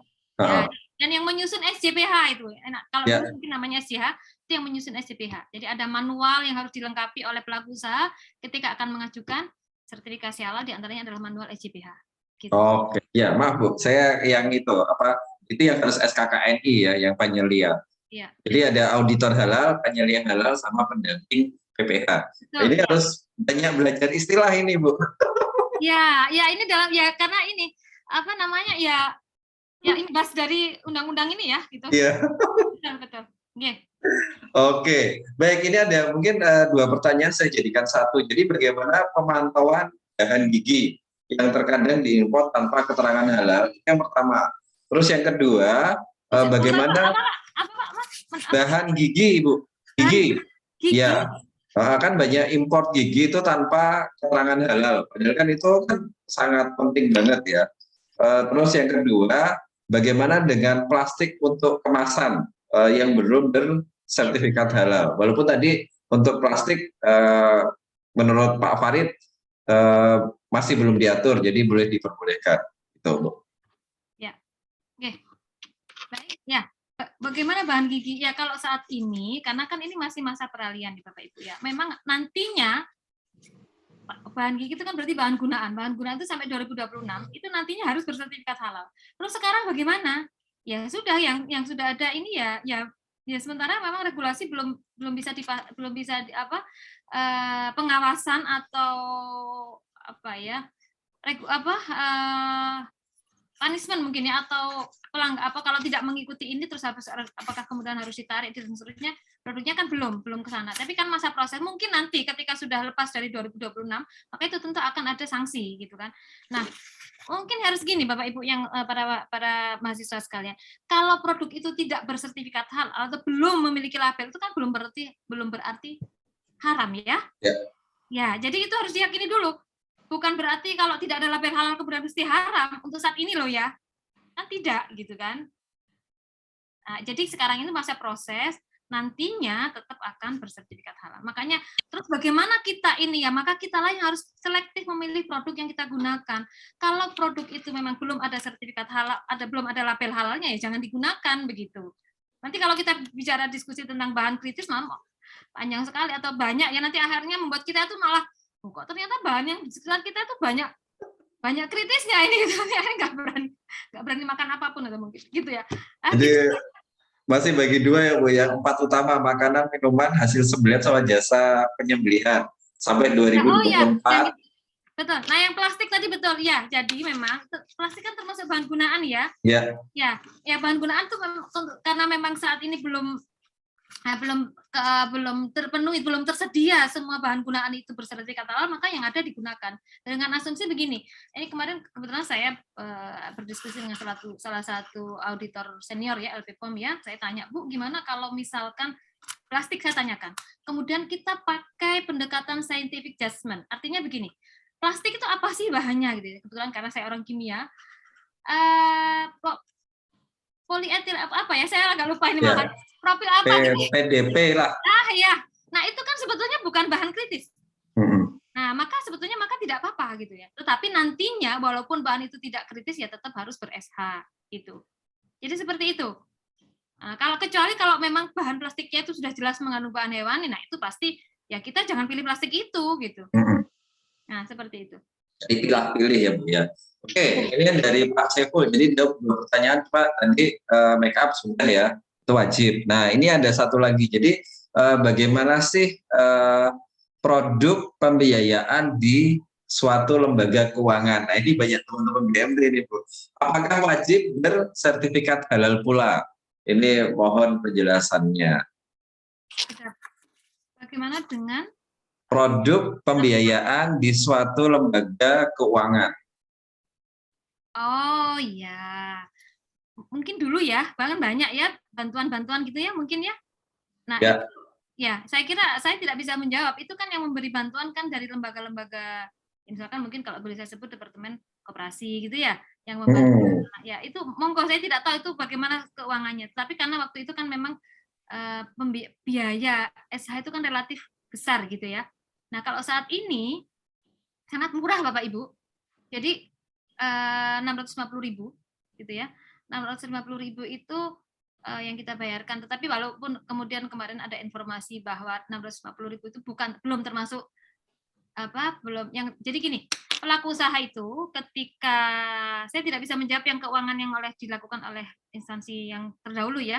Kita ke depan aja. Jadi nanti pelaku usaha yang memang tidak bisa self declare maka dia akan melalui jalur reguler gitu ya. Nah, ketika jalur reguler nanti akan ada beberapa kriteria pembayaran antara 650, kemudian ada 2,5 juta, kemudian ada sampai 5 juta, ada 12 juta tergantung unit usahanya. Nah, untuk UMK ya UMK yang tidak bisa self declare, misalkan warung soto gitu ya, yang warung soto itu memang tidak semua produk nasi lauk pauk tidak bisa di self declare. Nah, itu kan berarti harus lewat jalur reguler, berarti berbayar berapa? 650. Nah, 650 itu yang dibayarkan kepada BPJPH. Nah, kemudian BPJPH akan memberikan informasi kepada pelaku usaha tersebut, silakan pilih LPH yang terdekat. Maksudnya apa? Supaya akomodasi yang ditanggung pelaku usaha kepada auditor halalnya ketika mengakses itu tidak terlalu besar. Nah, itu loh. Makanya LPH itu sekarang sedang didorong untuk berdiri di Bapak Ibu. Ini UIN Sunan Kalijaga ya, Halal Center memang selain menjadi lembaga pendamping, kami juga sudah mendaftarkan menjadi LPH dan alhamdulillah sudah tinggal menunggu asesor ya untuk diakreditasi. Jadi seperti itu. Memang benar 650 itu masih harus biaya yang harus dikeluarkan oleh pelaku usaha adalah transportasi dari LPH yang akan mengakses ya, akan memeriksa gitu ya. Assessment ya. Ya, mengaudit yang akan memeriksa betul. Tetapi kan LBPJS sudah mengantisipasi ini, maka pilihlah LPH yang terdekat. Tujuannya apa? Tujuannya supaya tidak banyak biaya yang digunakan karena transport itu. Nah, gitu. Nah, kemudian laboratorium gitu. Memang itu bukan termasuk yang ditanggung. Saya kira yang dulu pun juga laboratorium beban biaya lab pun juga dibebankan kepada pelaku usaha. Tapi begini Bapak Ibu atau para mahasiswa sekalian, kalau pelaku usaha itu sudah jelas menggunakan bahan yang bisa dipastikan kehalalannya atau sudah menggunakan bahan-bahan yang ber-SH, maka tidak akan ada uji laboratorium itu sebetulnya. Jadi uji lab itu bahkan jarang sekali dalam proses audit gitu. Proses audit itu jarang sekali berakhir dengan uji lab gitu maksud saya. Biasanya cukup dengan bahan yang digunakan, semuanya sudah bisa ditelusuri kehalalannya, maka ya akan keluarlah SH itu begitu. Begitu, Pak. Oke, terima kasih Bu Imelda. Nah, ini ada yang satu raise hand. Mungkin silakan Bang Jeldi. Ini raise hand atau enggak sengaja? Raise hand, Mas. Oke, silakan Bang Jeldi dari Rumah BUMN. Oke, assalamualaikum warahmatullahi wabarakatuh. Selamat malam semuanya. Ya, waalaikumsalam warahmatullahi. Perkenalkan saya Jeldi dari Rumah BUMN Sanggau, Kalimantan Barat. Bu, tadi saya sempat mendengar, mohon maaf sebelumnya Bu, saya nonaktifkan video karena jaringan. Ya. Tadi saya sempat mendengar ada istilah pendamping PPH dan auditor Bu ya? Iya, benar-benar. Bu, di tempat saya ini kan saya kan sebagai pendamping UMKM juga Bu ya? Iya. Kita tuh punya banyak UMKM yang untuk halal tuh belum ada Bu. Iya. Beberapa UMKM belum ada halalnya. Mereka udah ada NIB dan BET udah ada. Tapi ketika masuk ke halal itu mereka agak kesulitan Bu. Iya. Terutama dari segi biayanya. Dari segi biaya yang cukup besar 3 juta ke atas gitu. Oke, betul. Kemudian Bu, saya ini kan sebagai pendamping juga. Yang mau saya tanyakan itu adalah persyaratan dan ketentuan bergabung di BPJPH sebagai PPH Apakah bisa, Bu? Karena saya juga sebagai pendamping kan, itu yang pertama. Baik. Kemudian yang kedua, tahapan-tahapannya, Bu. Kira-kira Ya, ada kayak pelatihan nggak, Bu? Kalau misalnya kita Oh menjadi... ya sudah, ini nggak apa-apa, saya ulang lagi ya. Ini baik. Bisa dijawab? Bisa dijawab? Oke, silakan Ibu. Sambil pertanyaan yang lainnya juga hampir sama kok. Ya, baik. Ya, jadi gini, terkait biaya tadi. Iya, benar. Itu dulu ya, Bapak Ibu ya. Memang dulu biayanya besar. Tapi sekarang, melalui BPJPH, dengan mendaftarkan proses sertifikasi halal melalui akun Si Halal itu sudah tidak akan mahal lagi. Apalagi kalau dia kriteria UMK menengah ya, yang tidak bisa self declare. Nah, apalagi kalau bisa self declare. Kalau bisa lewat self declare, maka malah tidak berbayar sama sekali. Gratis. Malah gratis gitu ya. Ini kebetulan saya sedang ada di ini saya sedang rakernas ini ya. Jadi informasinya itu pemerintah secara masif mau mentarget 10 juta UMK itu ber-SH. Untuk tahun ini disediakan kuota 25.000 UMK dapat bersertifikat halal secara gratis. 25.000 ini diperebutkan dalam artian ya, diperebutkan seluruh UMK di seluruh Indonesia untuk bisa mendapatkan SH secara gratis. Makanya ini cepet-cepetan gitu. Makanya saya seringkali menghimbau kepada pendamping kami yang sudah ada, mungkin di penyuluh ya, Bapak Ibu, terima kasih yang sudah hadir. Monggo silahkan, ini kesempatan segera saja lakukan pendampingan karena kuotanya ada 25.000. Nah, gitu ya. Nah, jadi seperti itu, maka ini tidak akan sulit lagi untuk para UMK untuk bisa secara cepat mendapatkan sertifikat halal. Nah, kemudian bagaimana dengan pendamping PPH? Tadi sudah saya sebutkan. Alhamdulillah kalau Bapak bersedia menjadi pendamping PPH, kami sangat senang sekali ya. Artinya siapapun, saya kira bukan kami secara pribadi sebagai lembaga pendamping UIN, pemerintah akan senang itu, pemuda, tokoh-tokoh penggerak pada basis-basis UMK itu kalau mau menjadi pendamping PPH itu kami senang sekali gitu. Artinya apa? Pasti akan mudah fasilitasinya kepada UMK yang sudah memang dibimbing itu. Nah, syaratnya apa? Tadi sudah saya sampaikan, menjadi pendamping PPH itu syaratnya 3. Pertama adalah beragama Islam. 2, lulusan SMA, maka mahasiswa juga bisa. Yang ketiga, lulus pelatihan. Itu aja. Terus syaratnya ikut pelatihan gimana? Daftar ke lembaga pendamping. Lembaga pendamping mana yang bisa didaftarkan? Lembaga pendamping mana saja? Boleh. Contoh, UIN Sunan Kalijaga, tempat kami, itu kan juga sudah menjadi lembaga pendamping. Itu boleh menjadi rumah bagi pendamping PPH yang ada di mana saja. Tidak harus terbatas di DIY. Tidak. Ya, kenapa? Karena nanti proses pendampingan itu sebenarnya akan dilakukan oleh pendamping tersebut di lingkungan terdekatnya. Jadi, kalau misalkan yang siapa tadi namanya yang ada di Sanggau. Ya. Sanggau. Ya, misalkan Bapak berkenan atau berminat bergabung dengan lembaga pendamping UIN Sunan Kalijaga, nggak apa-apa, walaupun tidak jauh, tidak bisa ketemu fisik ya, tapi kan memang karena ini nanti sifatnya itu by system semua. Bapak akan mendampingi pelaku usaha yang ada di sekitar itu. Jadi tahapannya apa? Tahapannya adalah ketika ada lembaga pendamping mengadakan perekrutan pendamping PPH, segera ikut. Itu aja. Begitu Bapak Ibu peserta para hadirin ikut, maka kemudian akan mengikuti pelatihan pendamping PPH sebanyak 20 jam pelajaran. Ini sudah ada ketentuan ya, ada aturannya ya, harus minimal sudah mendapatkan 20 JPL pelajaran, dan itu biasanya tersebar dalam 3 hari. Kemudian akan mendapatkan materinya terkait dengan bagaimana memvalidasi, dan ada ujiannya. Jadi mohon maaf, memang ini ya sungguh-sungguh ya, artinya ada yang tidak lulus juga gitu ya. Nah, ketika sudah dites, lulus, ketika sudah lulus, maka lembaga pendampingnya itu bertanggung jawab untuk mendaftarkan pendamping PPH yang sudah lulus itu, atau calon pendamping PPH yang sudah lulus itu, ke BPJPH untuk mendapatkan nomor registrasi. Ketika sudah mendapatkan nomor registrasi, maka calon pendamping itu sudah sah menjadi pendamping PPH di bawah lembaga pendamping UIN Sunan Kalijaga. Begitu, Pak. Oke, sip. Dan lembaga pendamping UIN Sunan Kalijaga akan mengadakan pelatihan besok 1-3 April. Jadi kalau mau bergabung silakan. Gitu. Nanti ada, Bu. Jadi ini kan banyak yang minta materi. Nah, nanti minta materi sama link buat mendaftar ke pelatihan pendamping PPH. Belum di-share, Bu. Di grup ini. Iya. Ya. Iya. Nanti saya share. Jadi, nanti saya juga coba gitu. Iya. Oke. Mas, Gimana? mau izin menambahkan boleh, Mas? Oke, silakan. Monggo. Nggih, Bu Emelda mohon izin juga menambahkan sekaligus konfirmasi. Yang pertama, untuk para pemilik usaha yang belum memiliki penyelia halal, Jadi penyelih halal ini bernaung di pemilik usaha, itu bisa menggunakan penyelih halal eksternal. Oh iya. Artinya penyelih halal bisa menjadi penyelih halal di beberapa usaha itu.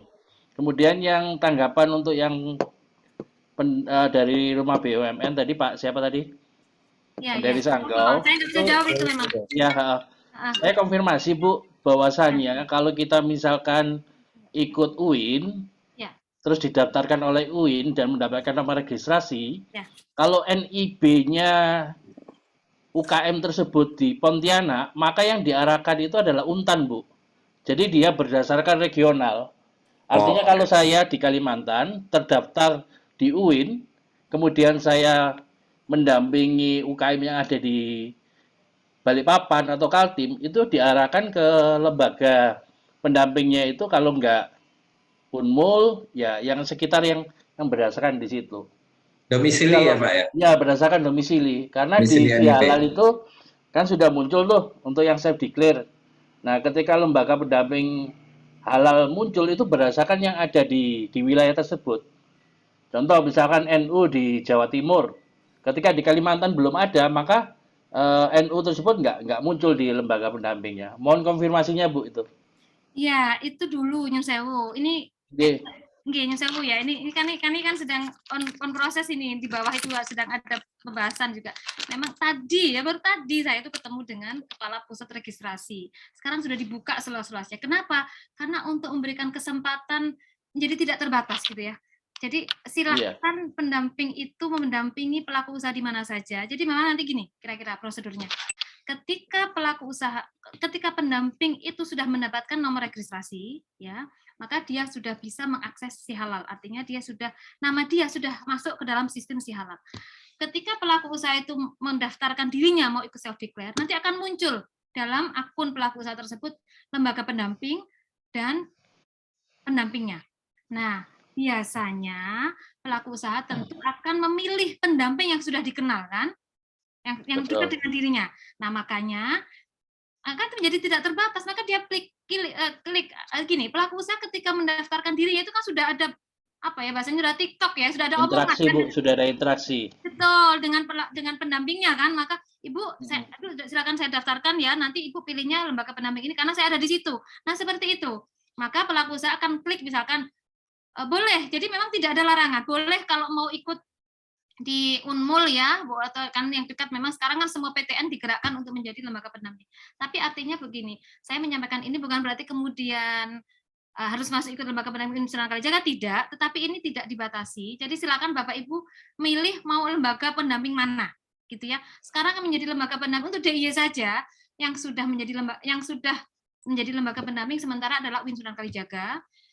Kemudian satu lagi yang sedang proses itu adalah Alma-Ata. Alma-Ata ini, Universitas Alma-Ata ya. Kemudian ada lagi juga sedang masa daftar ini Iki Anur. Itu sudah. Itu, hanya itu DIY ya. Nah, kalau yang lain banyak ya, artinya kalau di wilayah misalkan Jawa Barat itu UIN Gunung Jati itu pelopornya. Kemudian kayak ISNU, kemudian Ansor itu biasanya memang di Jawa Timur masif, tapi kalau di Jogja belum. Jadi begitu Bapak Ibu peserta nggih. Jadi monggo, memang benar kalau memang merasa lebih mudah menjadi di bawah lembaga pendamping terdekat, itu memang ada keuntungannya. Misalkan nih harus pertemuan apa? Bu, mohon maaf Bu, mungkin saya salah. Jadi halal center sama lembaga pendamping halal itu sama nggak Bu? Begini, tidak. Jadi syarat untuk menjadi lembaga pendamping itu harus berada di bawah unit pendampingan, gitu ya. Jadi begini, institusi atau instansi perguruan tinggi atau apapun, kalau ingin mendirikan lembaga pendamping,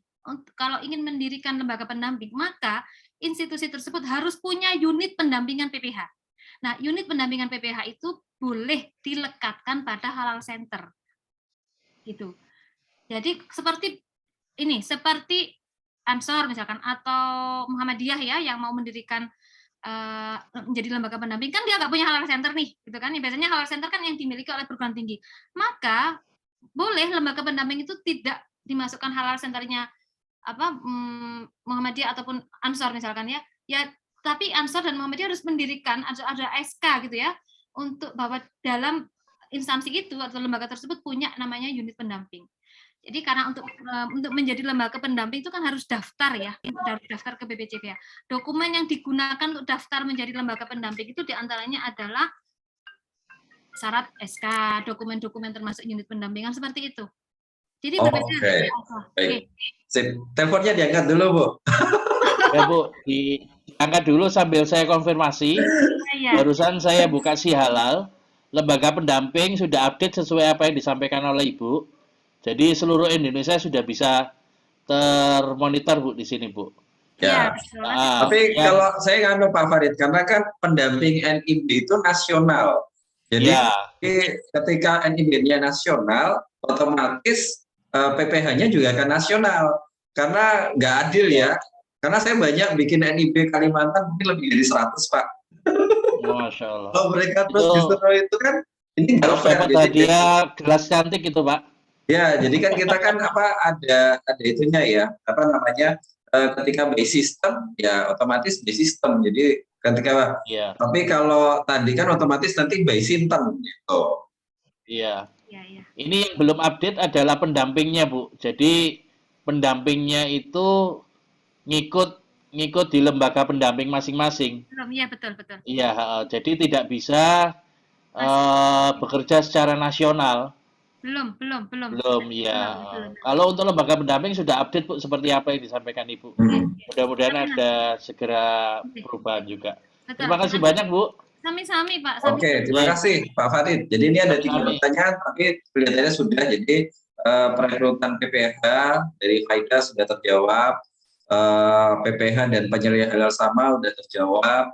Terus ini memang tidak gratis, jadi Bu Husnatun memang sebenarnya memang tidak gratis, tapi karena dibayarin oleh pemerintah. Jadi tadi ada self declare, ada jalur reguler. Oke, baik, saya lanjutkan. Jadi ini ada pertanyaan dari Pak Dadan Nur Derajat. Jadi tadi ada mengutip penjelasan dari Ibu Melda tentang kontrol dalam waktu masa berlakunya sertifikat halal itu kan 4 tahun.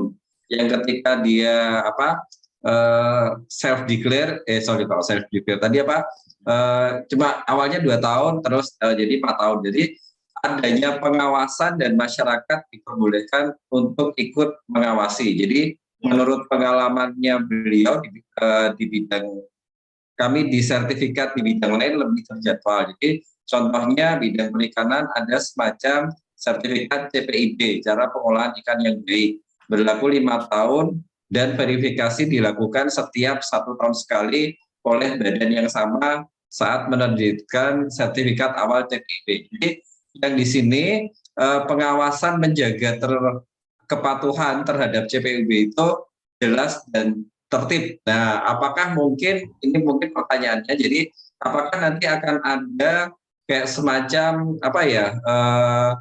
verifikasi setiap 1 tahun sekali atau tidak? Gitu. Karena kan tadi umurnya 4 tahun. Mungkin itu Bu pertanyaannya. Atau mungkin Pak Dadan mungkin bisa langsung bertanya maksudnya apa gitu.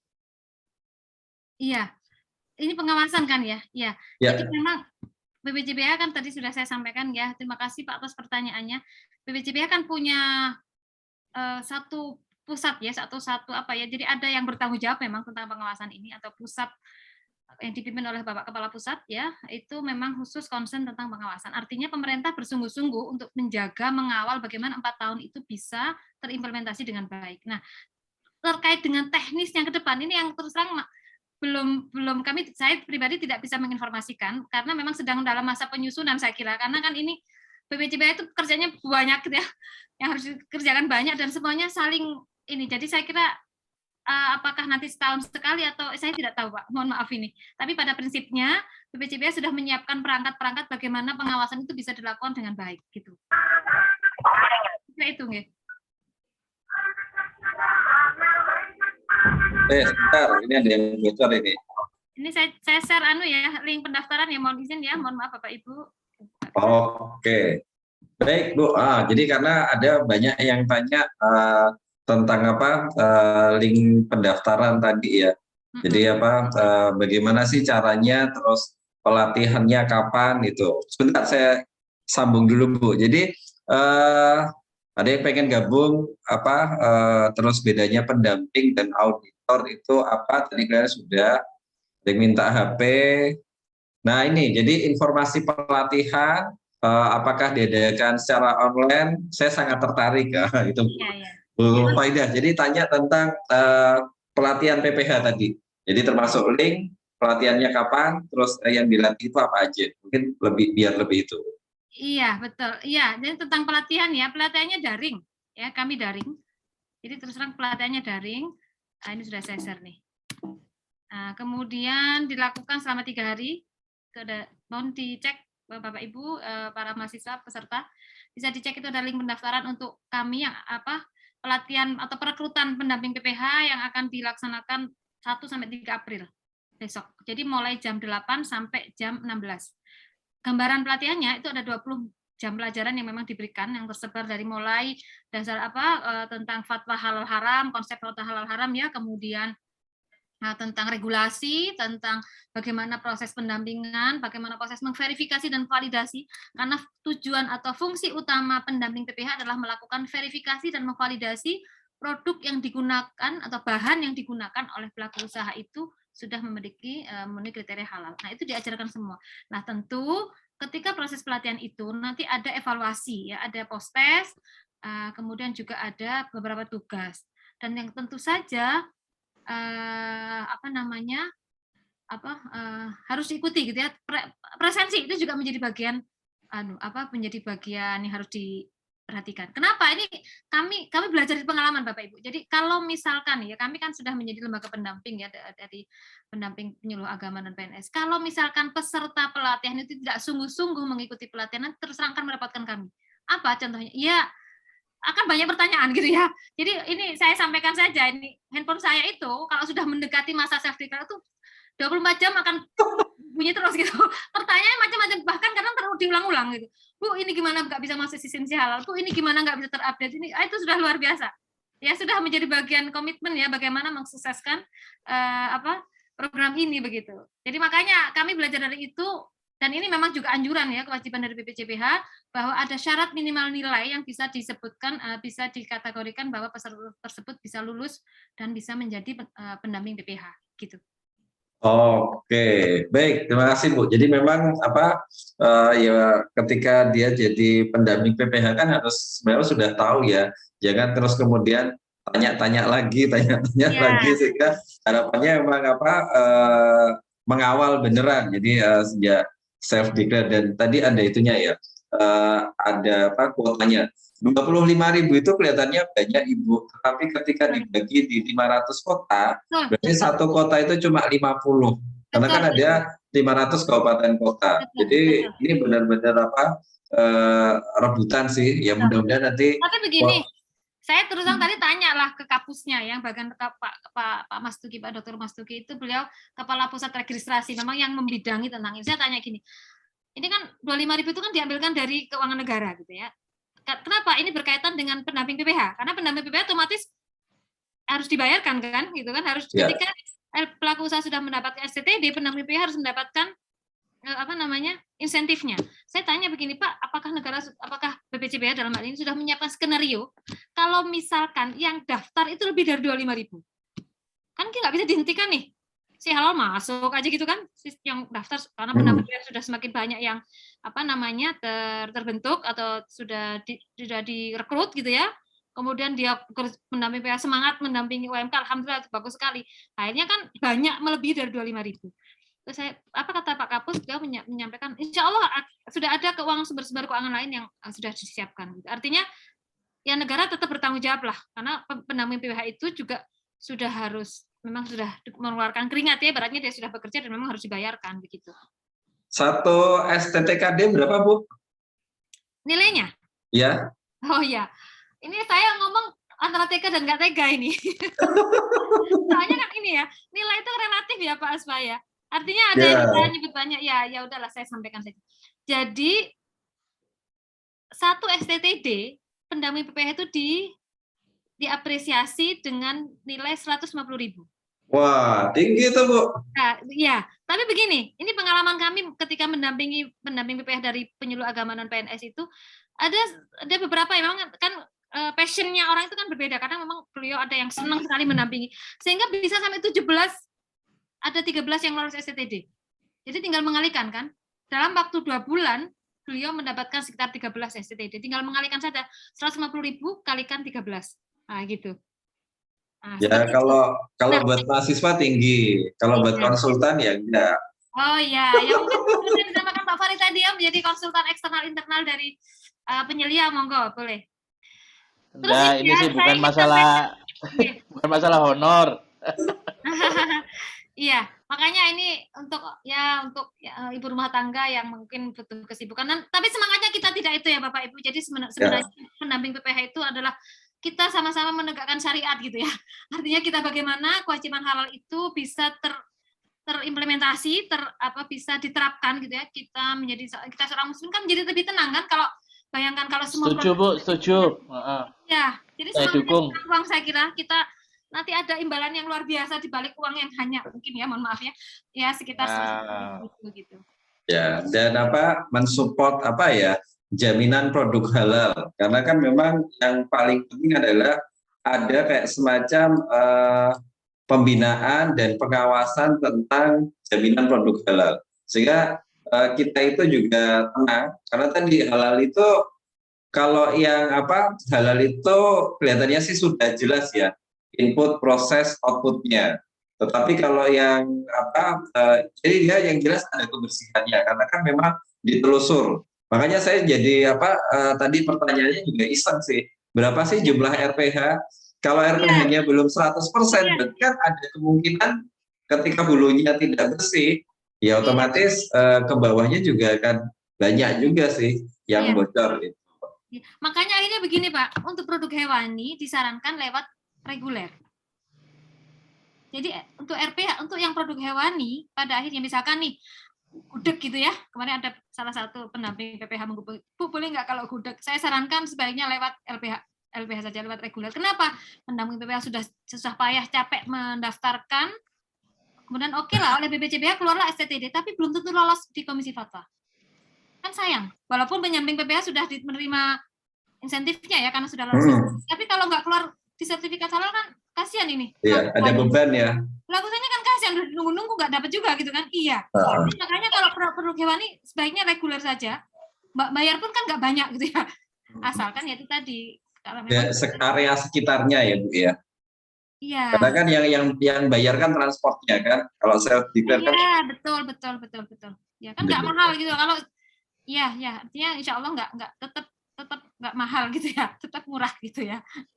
Setuju Bu, setuju. Mau nomor WA-nya Bu? Nomor WA dan saya. Iya, Bu Imelda. Mau japri saya. Oh boleh, oke. Saya tulis di sini ya. Bismillah ya. Iya, Bismillah. Mohon izin Bu. Semakin banyak WA sama telepon nanti Bu. Ya mohon maaf kalau saya balasnya agak lambat ya. Santai Bu, dimengerti orang sibuk. Oke, jadi ada di program studi kimia Fakultas Saintek UIN Sunan Kalijaga Bapak Ibu. jadi ini ada dari Mbak Farida Muslihah, ini kelihatannya pendamping PPH ya. Jadi Sumari, jadi jika berminat menjadi pendamping PPH, silahkan klik link pendaftaran. Tadi sudah disampaikan oleh Ibu Imelda. Terus nanti link di atas itu adalah pelatihan yang diselenggarakan oleh Universitas Islam Negeri Sunan Kalijaga Jogja. Jadi peserta terbuka dari seluruh wilayah Indonesia. Area kerjanya nanti juga di seluruh wilayah Indonesia, tidak terbatas di DIY saja. Training secara online, nanti konsultasi juga online. Jadi Bu Farida itu adalah peserta batch 1. Oh iya, itu saya adalah link link batch 2. Jadi ini adalah link batch 2 ya. Jadi, iya, betul. Jadi nanti akan dilakukan tanggal berapa Bu nanti yang batch 2 ini? Minggu. Cuma kan 1 sampai tanggal 3, cuma Sabtu Minggu. Kenapa saya ambil Sabtu Minggu? Karena kan libur ya, nggak bekerja. Libur, ya. Jadi bisa optimal ya, tidak ada alasan saya masih kerja atau yang lainnya. Jadi Jumat, Sabtu, Minggu. Jadi nanti teman-teman boleh Syaratnya 3 tadi, Islam, lulus SMA, sama lulus pelatihan pendamping PPH yang terdiri dari 20 SK ya Bu ya, 20 jam pelajaran, artinya ya 20 JPL. Iya, 20 jam pelajaran. Ya. Kemarin yang isi NIB saya, Oh terus iya. promosi. Nah, ini sekaligus saya nodong lagi nih ke Pak Azwan, nanti batch 2 mohon ini ya. Siap Ibu. Jadi kalau buat teman-teman dari Mercu Buana, mudah-mudahan siap Bu NIB-nya. Tetapi yang buat next-nya itu yang belum, karena memang kalau yang mata kuliah saya itu memang wajib membantu pembuatan NIB. Jadi ini adalah sebuah bentuk juga. Jadi ketika kita, apa sih yang bisa dilakukan oleh mahasiswa? Karena kan apalagi yang ketika usianya 50 plus ya, itu kan akses digitalnya agak susah. Jangankan NIB, orang buka buka oss.go.id-nya aja bingung kok.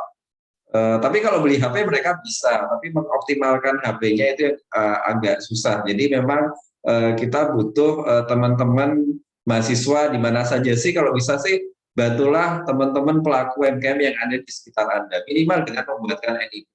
Karena nanti setelah NIB nanti mereka mau ngurus PIRT, mau mengurus halal, itu bisa dilakukan. Iya, PIRT tidak wajib ya. Sesuai dengan ketetapan Kepala Badan nomor 33 tahun 2022, PIRT ternyata tidak wajib Pak Asfa. Saya kemarin dulu info. Ini saya tanyakan lagi di bawah tadi. Nah, ini kan ada banyak beberapa PPH batch 1. Mungkin saya boleh nggak minta salah satu kayak semacam sukses story atau storytelling, gimana sih rasanya jadi PPH. Jadi kesusahannya apa, solusinya apa, sehingga bisa membantu pelaku UMKM. Silakan, ini ada Pak Dadan, ada silakan, ada Bu Farida Musliha, sehingga nanti teman-teman bisa bercerita lah, calon batch 2 ya. Sekedar Pak Asfa, mohon izin ya. Ini yang saya lihat di sini ada beberapa pendamping PPH yang sudah bekerja di tahun 2021 dari pendamping PPH non PNS. Ini ada Bu Siti Jamila, ada Bu Rindang. Nah, untuk yang Bu Faida dan Pak Dadan itu peserta batch 1 yang belum pernah mendampingi, baru kami proses untuk pendaftaran nomor registrasinya. Jadi kalau yang sudah punya pengalaman mendamping itu, ini Bu Rindang ini ada nggak di sini Mas? Beliau masih ada nggak? Bu Rindang Aroma dan Bu Siti Jamila itu beliau pendamping PPH kami ya, dalam artian yang di Lembaga Pendamping Sunan Kalijaga dan sudah mendampingi di tahun 2021. Mungkin Bu Siti Jamila ada. Oke, Bu Siti Jamila, boleh silahkan. Pengalamannya Bu mendampingi gimana Bu? Silakan Bu. Nggih. Nggih, matur nuwun Ibu Imelda, nggih Pak. Iya, kemarin itu betul-betul kesempatan belajar kalau saya Bu Imelda. Ya, baik Bu. Bapak Ibu, jadi meskipun saya tidak banyak juga ya yang saya dampingi gitu, tapi dari yang berhasil itu alhamdulillah punya gambaran gitu ya, dan memang ternyata di lapangan itu luar biasa itu Bu. Jadi karena itu pengalaman pertama, jadi sampai ke ke pendamping itu benar-benar kayak deket gitu ya, jadi kayak ada chemistry-nya gitu, karena sampai hari ini masih sering kontak gitu. Dengan pelaku usahanya Bu? Iya, jadi pelaku usahanya itu benar-benar ngerasa terbantu ya, karena memang mereka itu udah ngerasain gitu Bu Imelda dan Bapak Ibu sekalian, udah ngerasain daftar bertahun-tahun nggak dapet gitu. Terus sekarang gratis gitu ya? Sekarang gratis, terus mereka nggak harus usung-usung angkat-angkat ini. Betul sekali. Pelaku usahanya tinggal duduk manis didatangi oleh pendamping PPH. Betul. Bahkan kita yang mendaftarkan juga ya, bantu terus semua prosesnya gitu, dan mereka tinggal menerima dan mau bekerja sama gitu. Betul. Nah, jadi itu saya secara pribadi tuh banyak banget Bu belajarnya, karena waktu setara teori gitu pelatihan itu kan kita masih kayak gitu. Iya. Mungkin materinya juga belum nancap gitu ya Bu, yang dimaksud ini tuh yang mana. Iya, learning by doing ya Bu ya. Enggak Bu. Sudah mendampingi berapa Bu Siti Jamila? Gimana Mas? sudah mendampingi berapa pelaku UMKM? Saya kemarin baru 3, Mas. Ya, dari 5 itu baru 3. Beberapa sebetulnya mengajukan juga, cuman kendalanya kemarin itu karena mereka memang ketika dihadapkan dengan pilihan harus harus Ganti bahan. mengganti langganan ininya loh, bahan bakunya kan ayam ya kebanyakan, dan mereka itu nggak mau ribet gitu. Akhirnya menolak, jadi ya udah saya juga nggak teruskan lagi. Ya. Tidak siap dengan konsekuensinya gitu. Jadi ya saya juga mundur kan daripada. Ya, betul. Gitu. Arahan dari Ibu Imelda juga demikian. Tapi itu pengalaman berharga sih sejauh ini gitu. Apa produknya kemarin Bu Siti Jamila yang berhasil dapat STTD? Oh nggih, kemarin itu kayak nasi kuning gitu Bu, tapi itu produk dari Banjarmasin. Terus yang kedua itu brownies, yang ketiga itu nasi juga, jadi bahannya ayam juga gitu. Nah, dari yang sebetulnya ada beberapa ya, lebih dari 6, 7 kalau nggak salah itu yang kemudian saya proses dampingi, tapi yang mau bekerja sama dan betul-betul memang sejak awal itu mereka sudah on the track gitu ya. Maksudnya ayamnya itu begitu ditelusuri memang sudah bersertifikat halal gitu rumah ininya. Bahannya sudah halal dedicated ya, sudah disiapkan gitu ya. RPH-nya itu memang sudah ini Bu, sudah punya ininya sertifikatnya. Jadi ya memang sayanya yang banyak belajar justru. Iya. Baik, luar biasa Bu.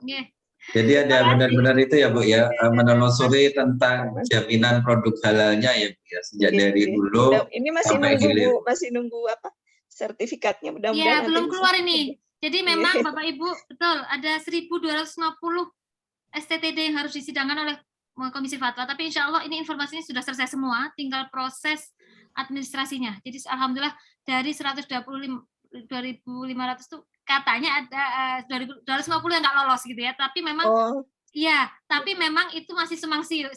Tadi saya ketemu lagi dengan Pak Kapusnya, saya tanya apakah benar dari 1.250 STTD yang sudah didapatkan di tahun 2021 yang gagal untuk dikeluarkan SH-nya itu atau didapatkan KH-nya, terutama kalau dari Komisi Fatwa ada 250, katanya tidak sebanyak itu Bu. Jadi alhamdulillah saya lega ini. Berarti lumayan, semoga DIY lolos gitu ya, aman gitu ya. Oke Bu, jadi sudah ketiganya sudah revisi juga, sudah kami lakukan revisi pendampingan semuanya, pokoknya mengikuti arahan dari ini ya, dari pusat. Mudah-mudahan sih kalau jalannya rezekinya gitu insya Allah dapat. Terima kasih Bu Siti Jamila. Mohon maaf. Oke, terima kasih. Jadi itu tadi sekilas cerita tentang pendamping PPH batch 1 yang sudah melakukan pendampingan. Dan ini memang proses ya.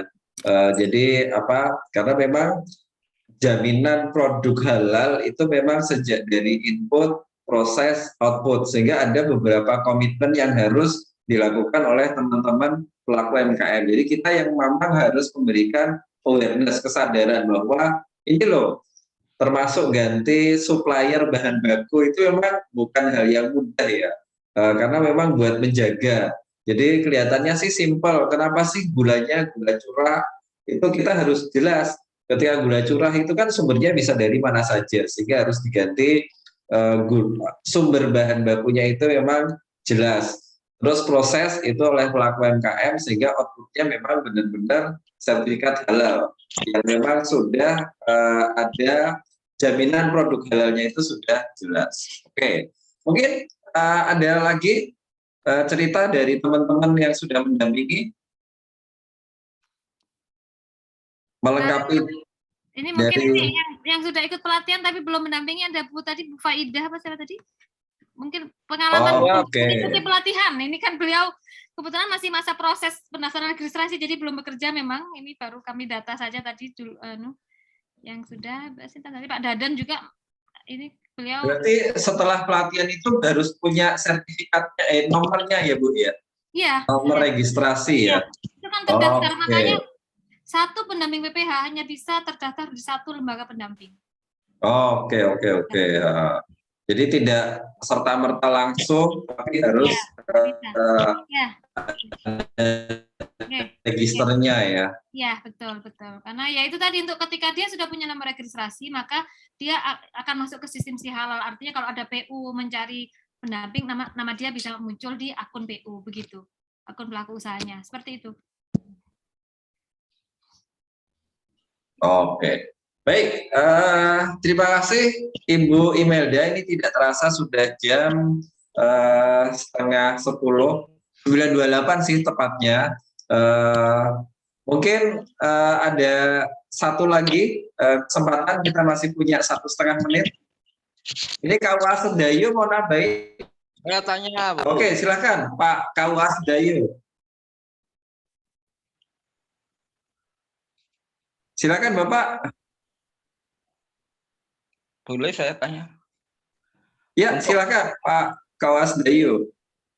Untuk pendampingan yang akan datang itu kita yang mencari atau bagaimana ini? Dulu kan sudah ada paketan, semacam paketan. Kalau untuk besok itu rencananya bagaimana ya, Pak? Oh, nggih. Ini nggih, Pak. Ya, Pak Sinten, Pak, ini pendamping PPH kami ini. Sinten, Pak? Iya, ya Allah. Pak Misbahul, nggih, panjenengan yang mendampingi produk jamu gendong ya. Ya, 5. Nggih. Produk jamu gendong insya Allah lolos semua di sertifikat halal Komisi Fatwa.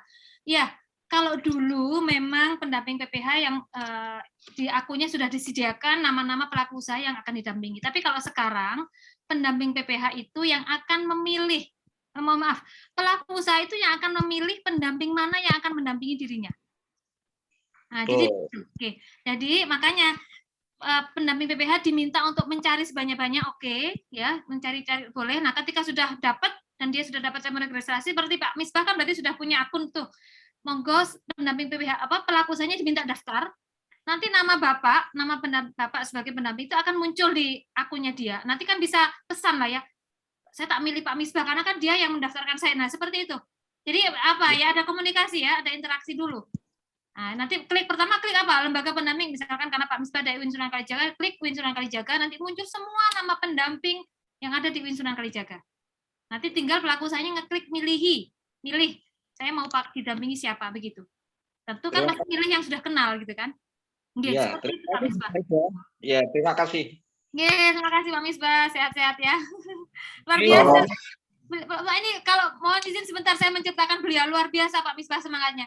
Beliau, mohon maaf, beliau yang saat itu termasuk ini ya, dari pendamping PPH non PNS ya, yang dari penyuluh agama non PNS maksud saya, yang waktu itu memang tidak support perangkatnya.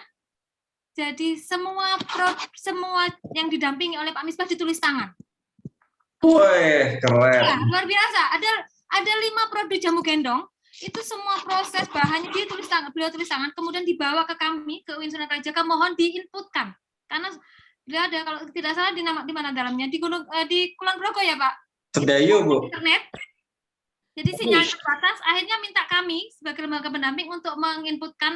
Alhamdulillah ya kami didampingi karena kami ada tim ya Bapak Ibu ya yang menginputkan dan mendaftarkan semua. Alhamdulillah ini insya Allah lolos Pak Misbah karena produknya memang sangat laris ya.